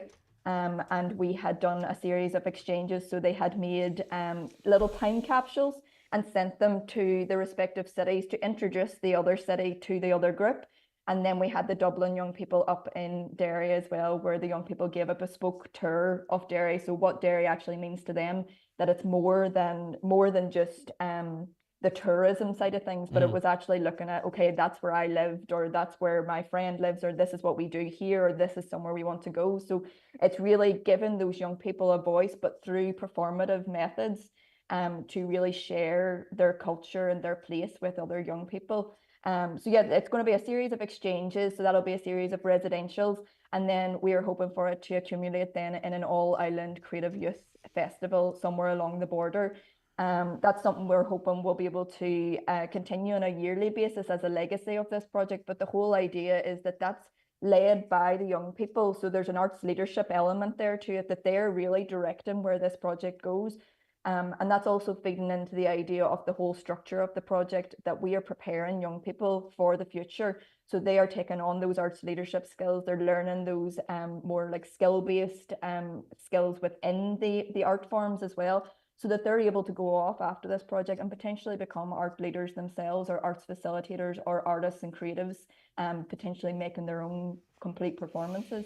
All right, great stuff. All right, best of luck. As I say, a lot of work been done since April, and a lot to do going forward. If people want to find out more about the Fuse Arts organisation, is there a website or a social medias page? Or we don't currently have a website, but you can find out more on our socials. So our Instagram is Fuse Arts NI, and our Facebook is Fuse Arts. We will be doing a call out for young people, and that's something we will be would love for young people in Donegal to also be a part of. We'll be doing a call out for young people to take part in our Fuse Youth programme, which will also feed into this wider programme. So do keep an eye out for that on our socials. Brilliant. All right. Thank you very much indeed. That was Zoe McSparren there, who is one of two, along with Aoife Boyle, who created the Fuse Arts. It's a community-led arts organisation in Derry. They saw a sort of a gap in the market, so to speak, within the youth demographic following the closure of the Waterside Theatre. And they've, as I say, in short shrift, have created that. Okay, so we have our competition, of course, running in association with Heritage Week, which is upcoming. We have 2 family passes to give away. You can go to all OPW sites across Donegal, across the country, as often as you like during the window of their validity. The answer to today's riddle was Donegal Castle, and fair play to Conall McGrenra in Carndonagh. You have won one of those. We'll be in touch if we haven't already been so. And also Audrey Sterrett in Dunfanaghy in County Donegal correctly answered that the answer was Donegal Castle. Well done to both of you. I think we have a final 2 to give away on the show tomorrow, so stay tuned for that.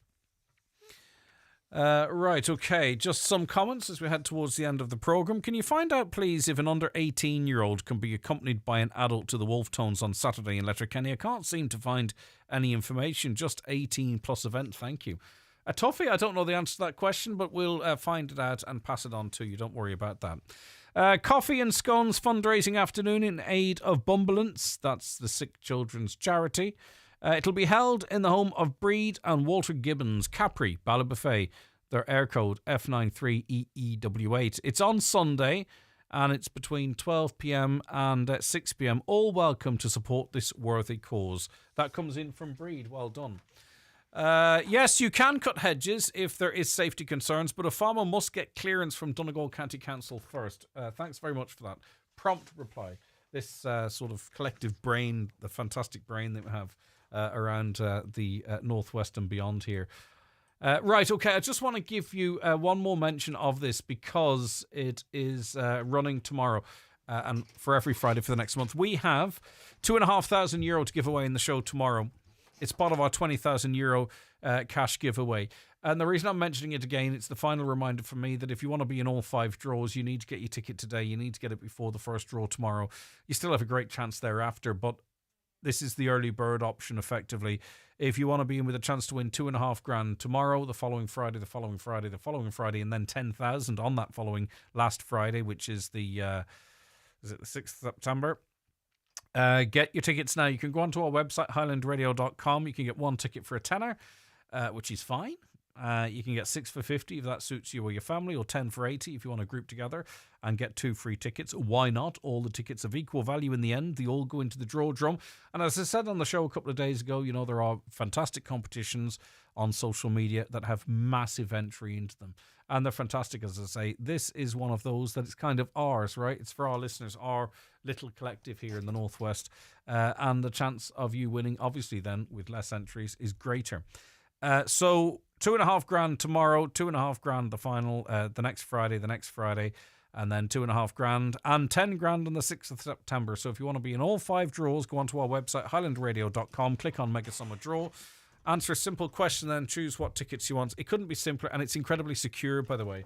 But if you want to speak to a human person, we have a couple that almost qualify that can answer your phone call on 07491 25000, 07491 25000. We can process your entry that way whatsoever. Right, so the Wolf Tones is actually an over 18, so I presume, like a nightclub or what have you, I think we'd have to view it as a nightclub. Sort of a situation, you couldn't bring a younger person in accompanied by an adult, so unfortunately it seems that younger person's going to miss out there. But we've been told officially that it is over 18. I stopped for a sit-in ice cream with children in a seaside town. What did they have? 2 small, 1 large. This is ice cream. There's a drizzle of chocolate and a few sweeties. 1 tea, no food. How much would you say? Ice cream with kids. 2 small, 1 large, drizzle of choc and few sweets. 1 tea, no food, €21. That seems quite expensive. Rip-off era is alive and well. It's one thing to have a tourist pay that. Locals won't forget that in a hurry.